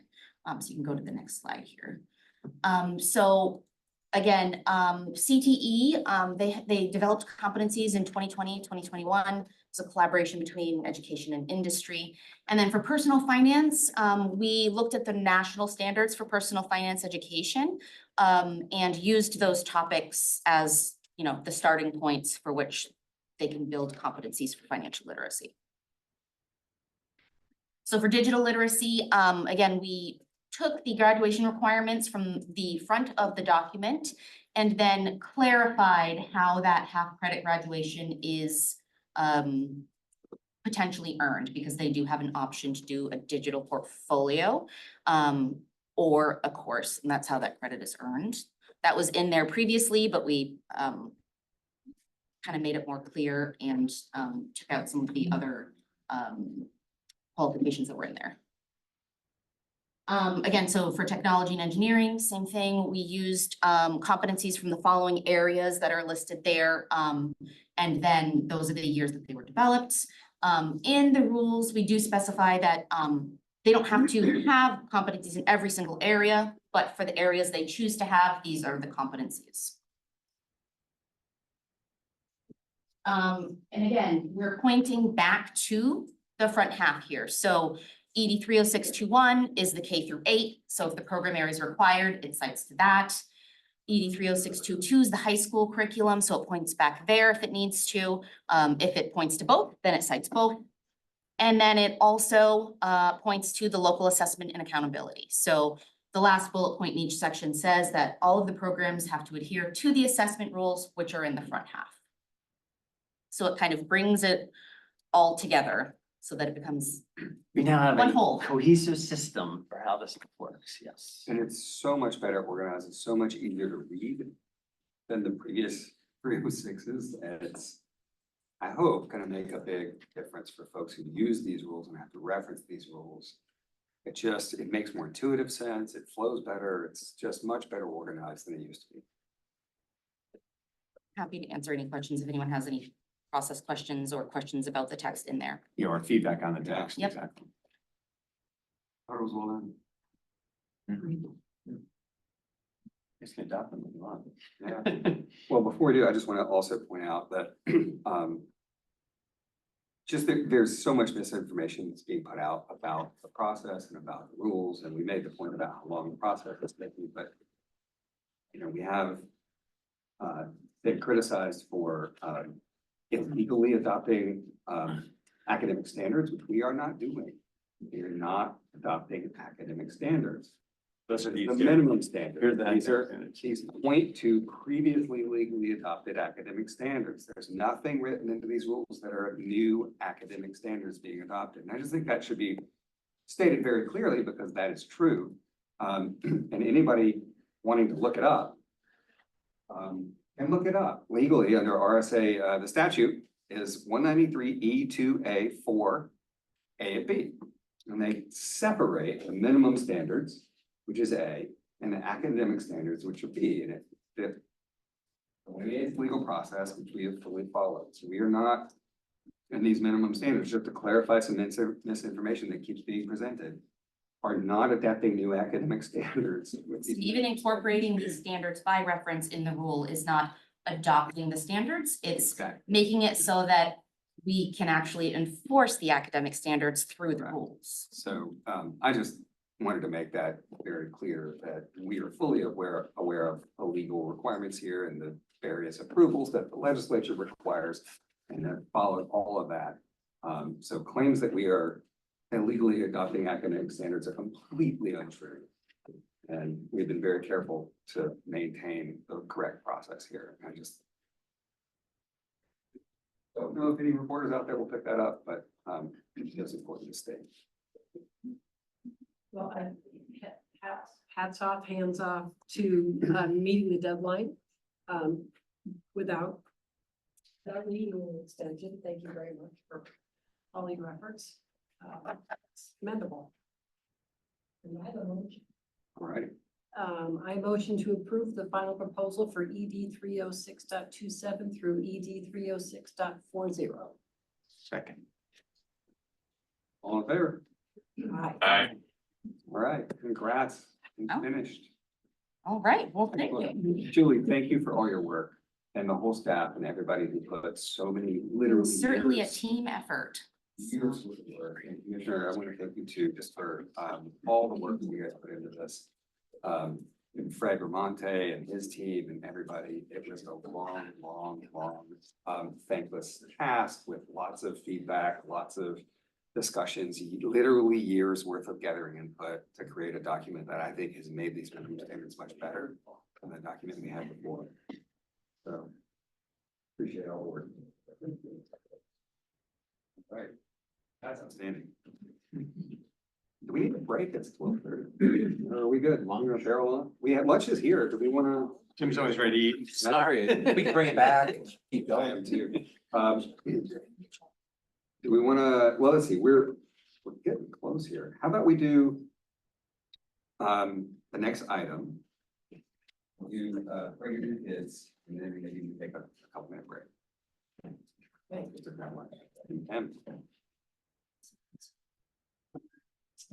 Anybody? Yeah, that's a Human, Homan. What's the first name? The, Oh, I found, yes. yeah.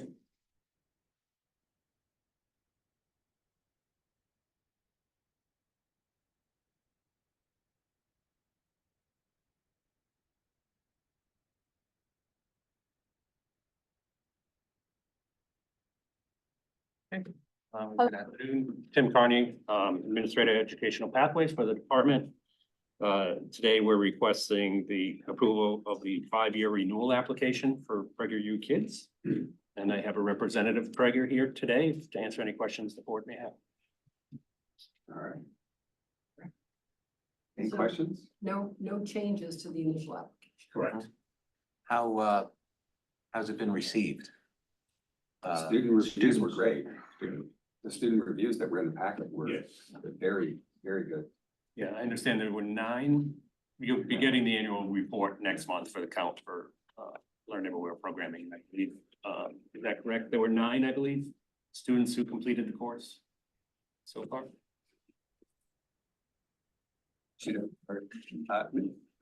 Who is? Yeah. Happy to jump in. I'm sorry. Thank you. Hard to hear. There are 37 students that enrolled in the program. 11 actually, since last report, 2 additional students completed. We have stellar evaluations. Happy to go through details. We are getting fantastic reviews from students that have completed the program. We see all other students in a stage of progress from anywhere from 0 to 75% completion. And we consider 3 students that have been abandoned the program. So there are 2 that attempted in October 2023 and didn't log in again. And then there's 1 more student that we think that he also abandoned after completing 75%. That said, again, all the other students are engaging with content actively. Thank you. Any discussion? Motion? I move that the State Board of Education approve the PragerU Kids Learn Everywhere renewal application. Second. All in favor? Aye. Thank you very much. Thank you. Thank you so much. And I just want to state, you guys recall that when we had this last year, I did not vote for it. And my opinion of the program remains the same, that it's a very good, very strong program. I just wish there were more of it. I will add that we are working on extending financial literacy to econ, and we didn't want to add it at this time, but we will definitely approach you with additional content. Absolutely. Thanks.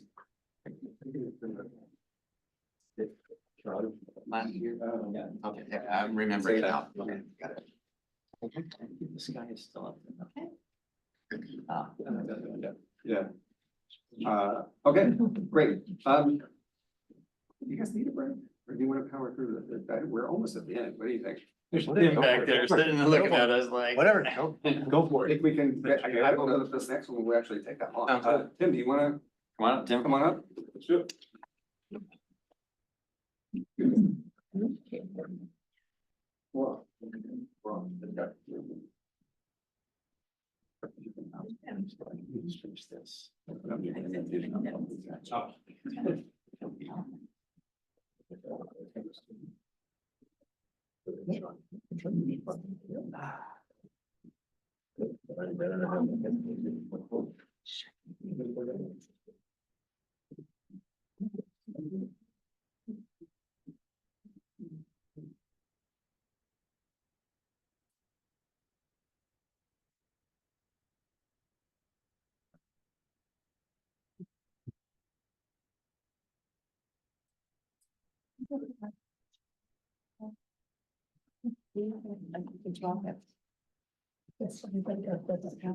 For the sports one.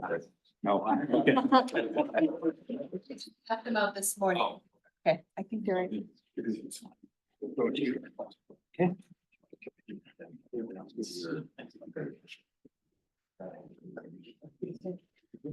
Oh, again, sorry, yeah. I think that. I gotta tell you, Tim, before we get going here. Which Tim? Right. The important one. I was, so when we visited, we got your awesome robotics t-shirts. And I was wearing mine at the gym. And I had a guy come up and ask where he could get one. Because the name was what he and his buddies call like the worst player on their frisbee golf teams. And I was like, yeah, it's a school robotics team. Sorry, I can't help you, but We'll sell them a shirt. yeah. That color and it just great. Every time I wear it to the gym, it just gets all kinds of attention. I actually got one of those shirts when I was at the robotics get together about a year ago. I brought it home, wore it in front of my son who was on Wyndham Windup, a competitor. And he's like, why are you wearing it? So basically it's hanging up in his room right now. Yes, careful.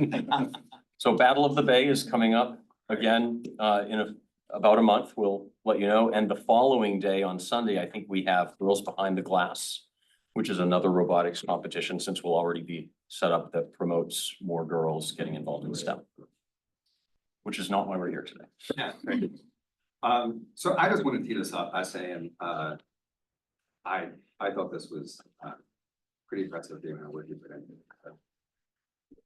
We can go ahead and, again, we've all had a chance to read it and go over, so we don't need a. We will not make a presentation. Total walkthrough, but you know, if you just want to give us a little thought on it, it'd be great. Great. And so just for formality, I'm Tim Carney, Administrator of Educational Pathways for the department. So we're here with Prospect Mountain, presenting their innovation school plan in accordance with the law and the rules on that process. And I'll hand it over to Tim and to introduce his team and as large of a presentation as he would like. So very little, because we did submit our presentation along with our board's approved plan in advance, but just by way of introductions, I'm Tim Broderick. I'm the superintendent of schools for 3 SAUs that serve Alton and Barnstead, New Hampshire. And what we're talking about today, you already know from reviewing the materials, is a proposed partnership with Stride Incorporated K-12 Education. And this is Elizabeth Nelson, one of their senior directors for school development.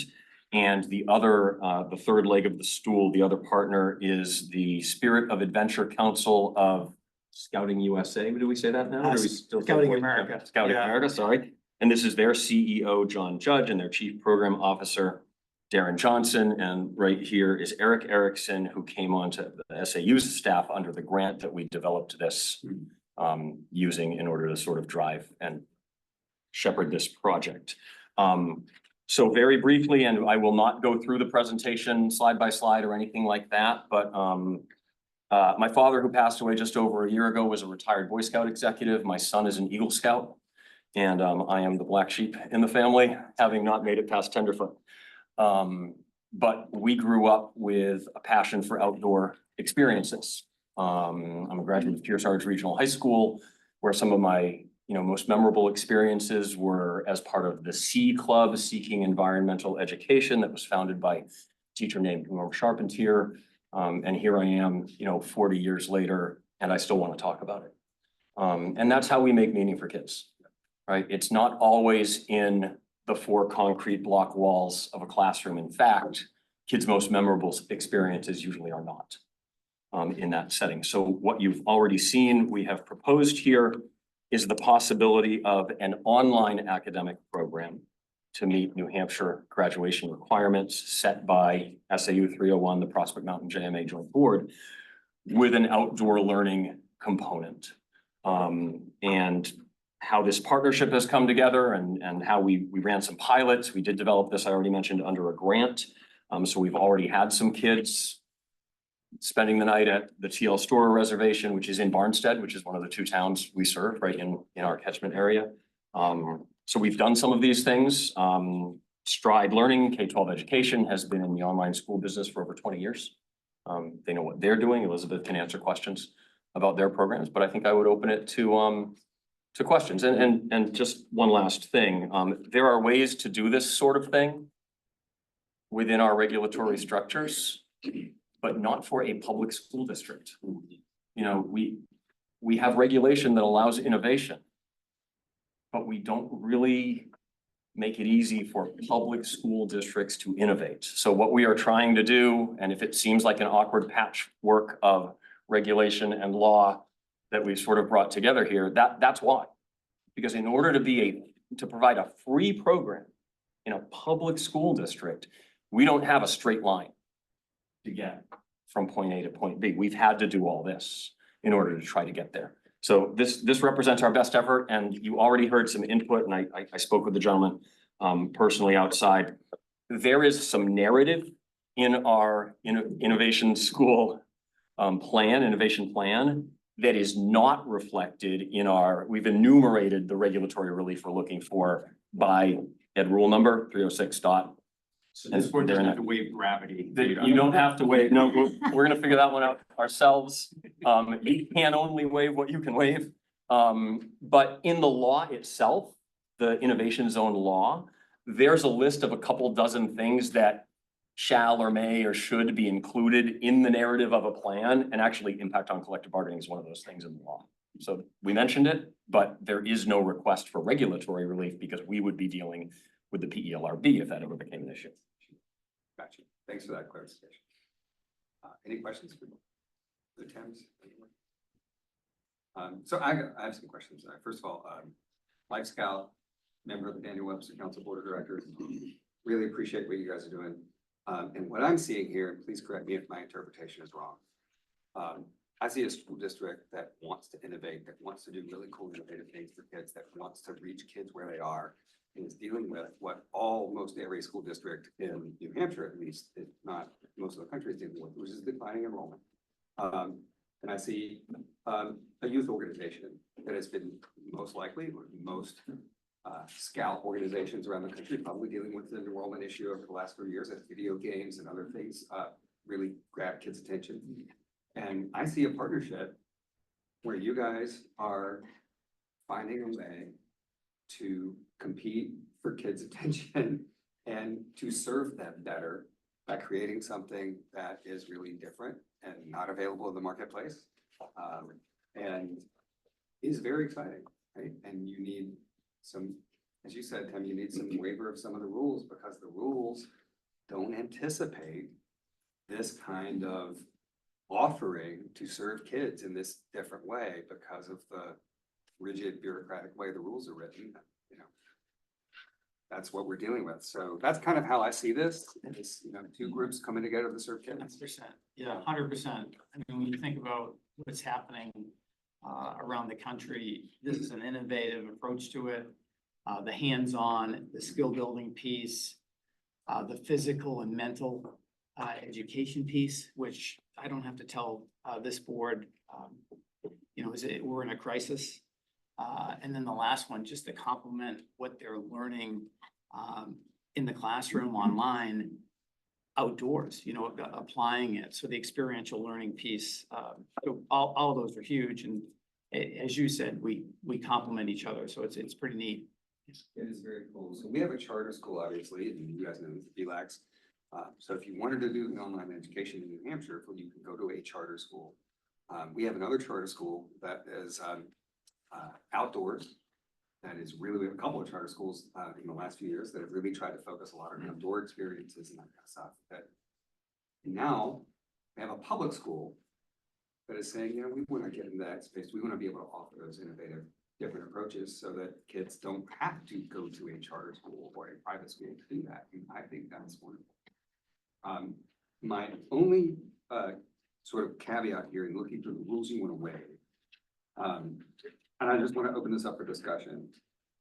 My interpretation of this, and I don't feel pretty strongly about this one, on the 306.22 distance education. I do not believe you need a waiver at all on that one. I think it's very clear that what we're saying is a parent just has to opt in. And by enrolling in your school, they're opting in. And the opt-out, so you can't enroll in this school that is got a component of virtual education and then expect to stay enrolled in that school and transition to in-person education. Your opt-out would be to leave, right? So I don't think you need a waiver of this rule at all. I think it's pretty clear that someone enrolling is opting in. So I think that's just really clear. I wouldn't want to waive this rule because I think it's a really important rule for how we approach virtual education. online education. But I don't see, I mean, I just want to throw it out there, but especially in case I miss something, I don't think you need a waiver from it. I think anybody enrolling is opting in, and if they want to opt out, they leave the program, but you're not going to change the program and say, okay, we're offering all these classes to you in person. Right, so. I understand your logic model. Which is also, that was also our logic, and I suppose if we were ever faced with a parent or guardian demanding, hey, I'm entitled to in-person services, this is probably where we would end up in that conflict anyway, so let's remember this day. Right, I just don't think you need any waiver. If they're opting in, and if they want to opt out, well then.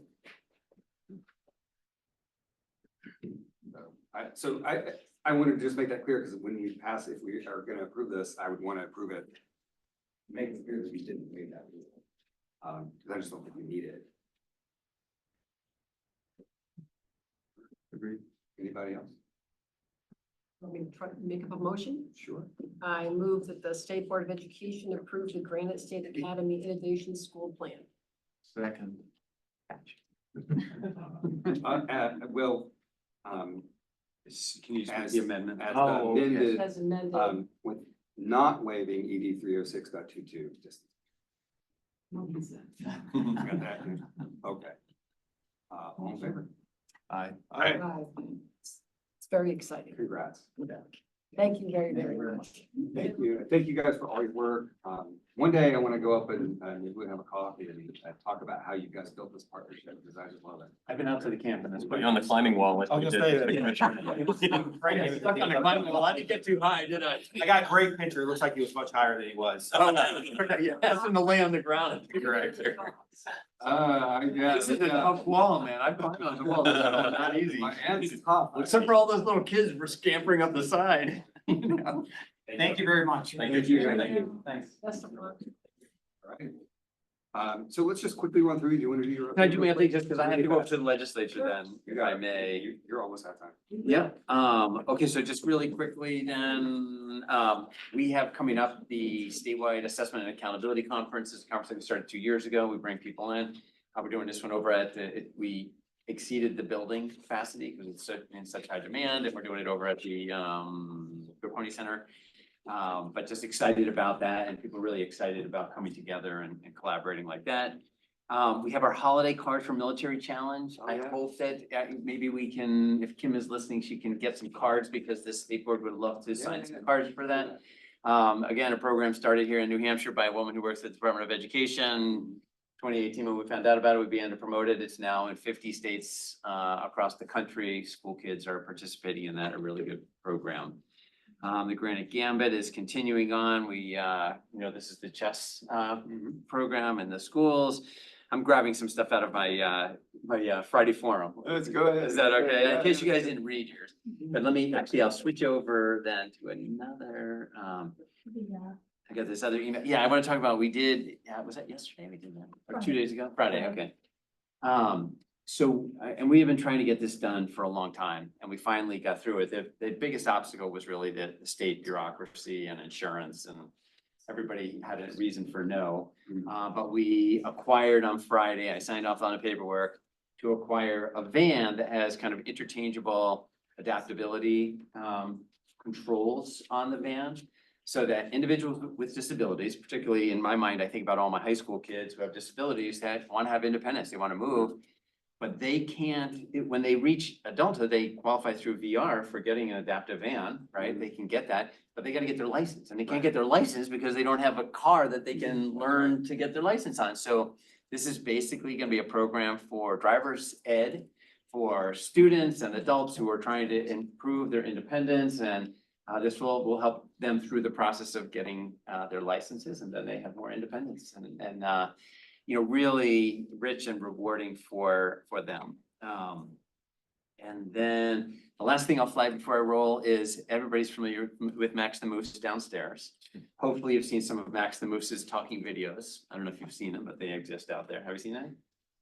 You don't think so? Okay, Kim, we gotta make sure these guys get to see some talking videos for Max. But then we are gonna put him in context. We've got an art contest for high school students to paint a mural behind him. And we're gonna put like a little green theme type carpet underneath him, and Max is gonna go au naturel and be right there in the Department of Education, and we're very excited about Max the Moose and him becoming more and more of a mascot throughout the state, and communicating with our students through his talking videos. So I will stop there. Any questions for the commission? All right. Okay, thank you. To your meeting. Sir. All right, so I just want to get through, we have a non-public session coming up, so I want to get through everything else, and then we'll take a break before going to non-public and grab our lunch outside. Yeah. So good. All right. Open board discussions, does anybody have? Well, I just want to throw out that this meeting today,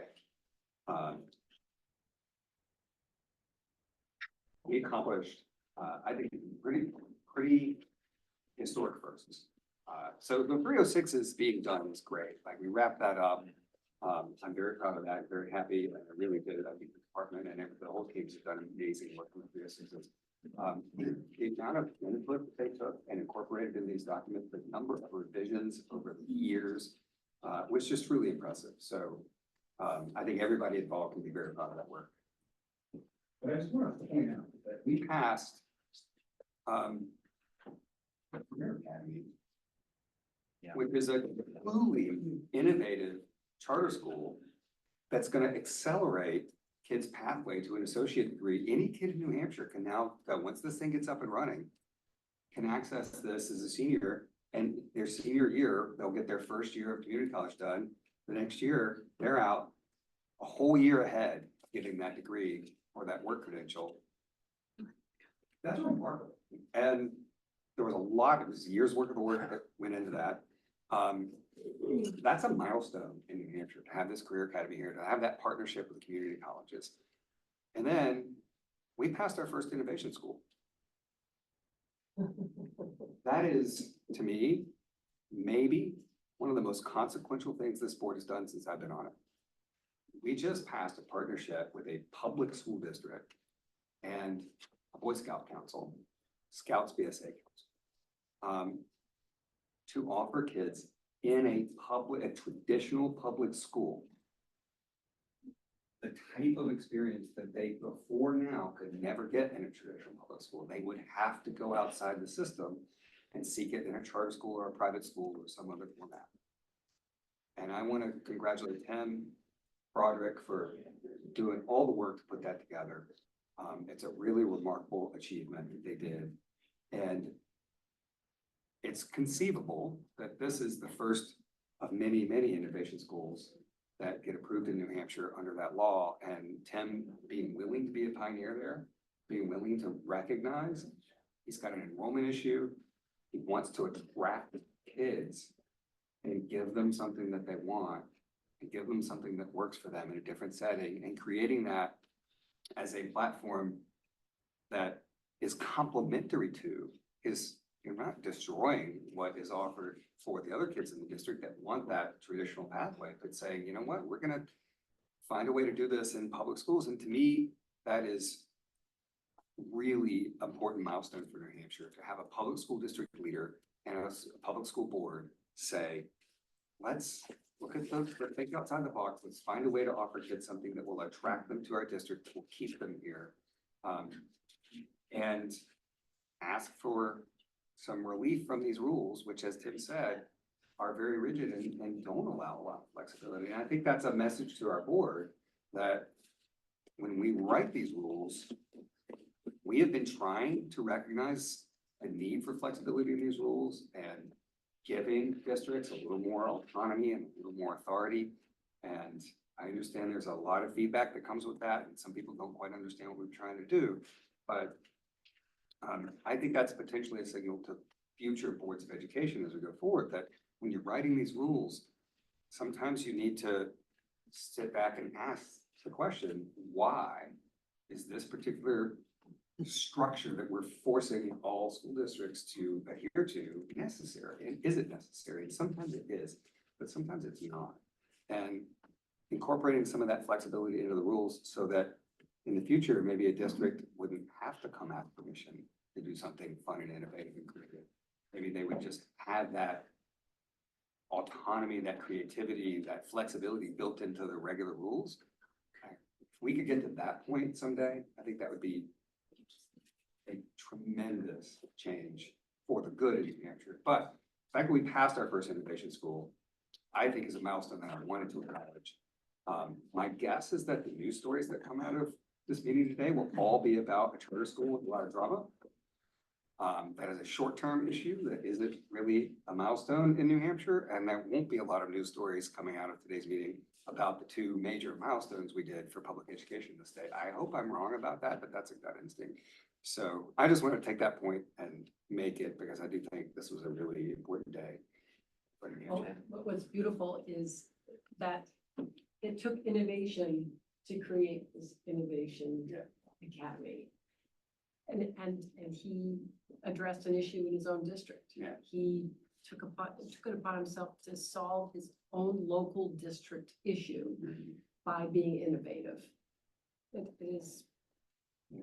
How, Yeah, it is, and good for Tim, but you know, there's no reason other superintendents can't, and boards can't do the same thing. I think part of the issue, as Tim kind of alluded to, is that because of the way we've written our rules over a century,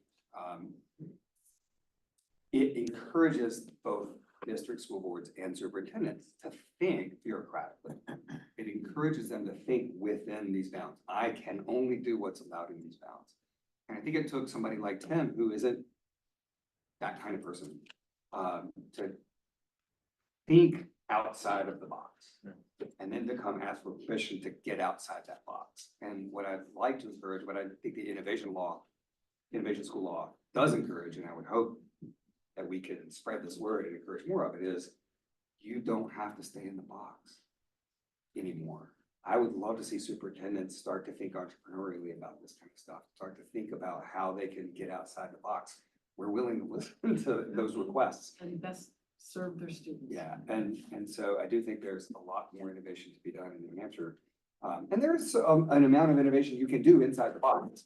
But as he said, you do run up against certain rules that prevent certain things. And if you know, come up with a really creative vision, I just want to encourage all superintendents and school boards to start to think about this and realizing that you have a tool here to help you do this, and we're willing to work with you on that. Chair, you mentioned the innovative school, absolutely, and then you mentioned Career Academy, and I couldn't be happier than to see Career Academy launched. I mean, there's so many advantages to giving these students that particular pathway and that particular choice. But one that I touched on earlier, I mean, it's huge. I mean, you have so many parents that are struggling, kids, adults, everybody struggling to pay for higher education. And not only is this a pathway to a trade, pathway to get into the workforce quicker, but it's also a pathway to go to a state college in New Hampshire for effectively half the price. Yeah. Effectively half the Well, price. you- Every you- parent you that get puts. you get an associate degree for free. Yes, you get an associate's degree for free, you get in this program, and you can transition over to a state college for your four-year degree. So anyone considering to go to UNH or one of the state colleges for 4 years, and the bill that comes with that, should consider Career Academy. Well, what's beautiful Just is makes that sense. the opportunity to go to take a course when you're in high school at a local college, if you live nearby, has been available for a long time. Absolutely. But the amount of hoops you had to jump through and roadblocks put up in front of you and transportation issues and just the logistical scheduling nightmare made it very insurmountable for most students. And no longer is that the case. Yeah, and I do want to commend, I made this point there, and I do want to commend the existing school districts that have been doing this kind of thing for years, that have been working to build their dual enrollment programs. I know that's very time consuming and takes a lot of energy, a lot of work, a lot of resources to do that. And there's a lot of traditional districts that are working to incorporate those community college classes, and even for some four-year college classes into their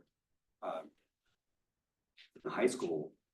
And I want to recognize that they are doing that and encourage more of that, because I do think it's, again, multiple pathways, multiple options. Some kids are gonna wanna do that in their traditional high school and not leave to go to the career academy, and the more we can accommodate that, those districts that wanna do that, the better. But having the career academy option, is also just wonderful for those districts that haven't done it yet, or don't offer the kid the accelerated program that Career Academy does. It's just, again, it's another choice, it's another option for kids, to create a different pathway, and I think we're starting to see New Hampshire really kind of slowly embrace this idea that we can create lots of different choices and opportunities for kids within what we call our public school system, and that's our public education, and I think that's great. Yeah. All right, so with that, let's take we do have a non-public, but I want us to go grab lunch, so we're gonna take a couple minutes break to do that, we'll come back and go into non-public. The meeting minutes? Oh, yeah, we didn't go to the meeting minutes. Okay. We'll do that when we come back. Okay, okay, sounds good. All right. Yeah, then, yeah. Okay. All right, so we just want to have a motion to approve those really fast. Yeah.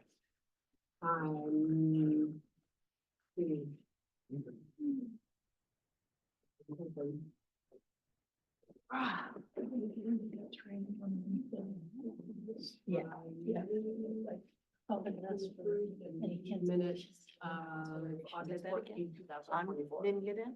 Read it. The school didn't get in? Second from Jim L. All in favor? Aye. All right, I just want to, for anybody watching at home, our lunches are always catered by Live Juice.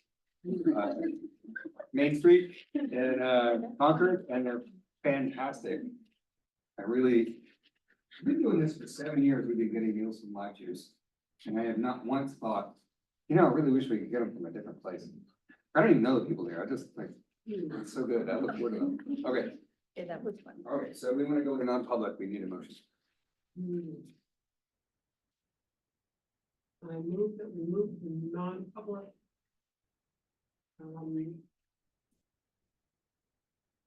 It's RSA 91A. 3, Colon 3, Roman numeral 2, sleep. 3(2)C. Thank you.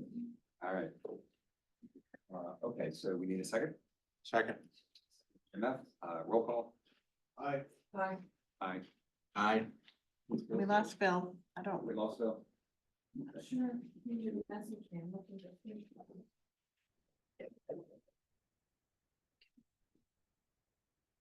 Where is he?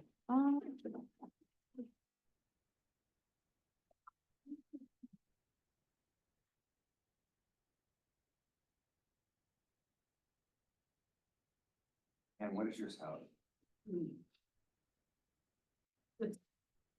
Chicken with blue cheese.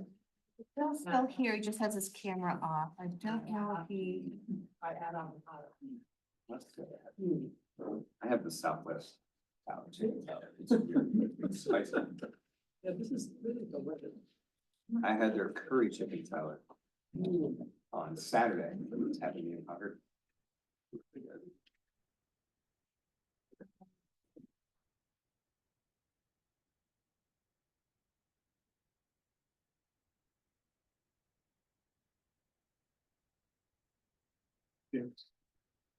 Be well, see you next time.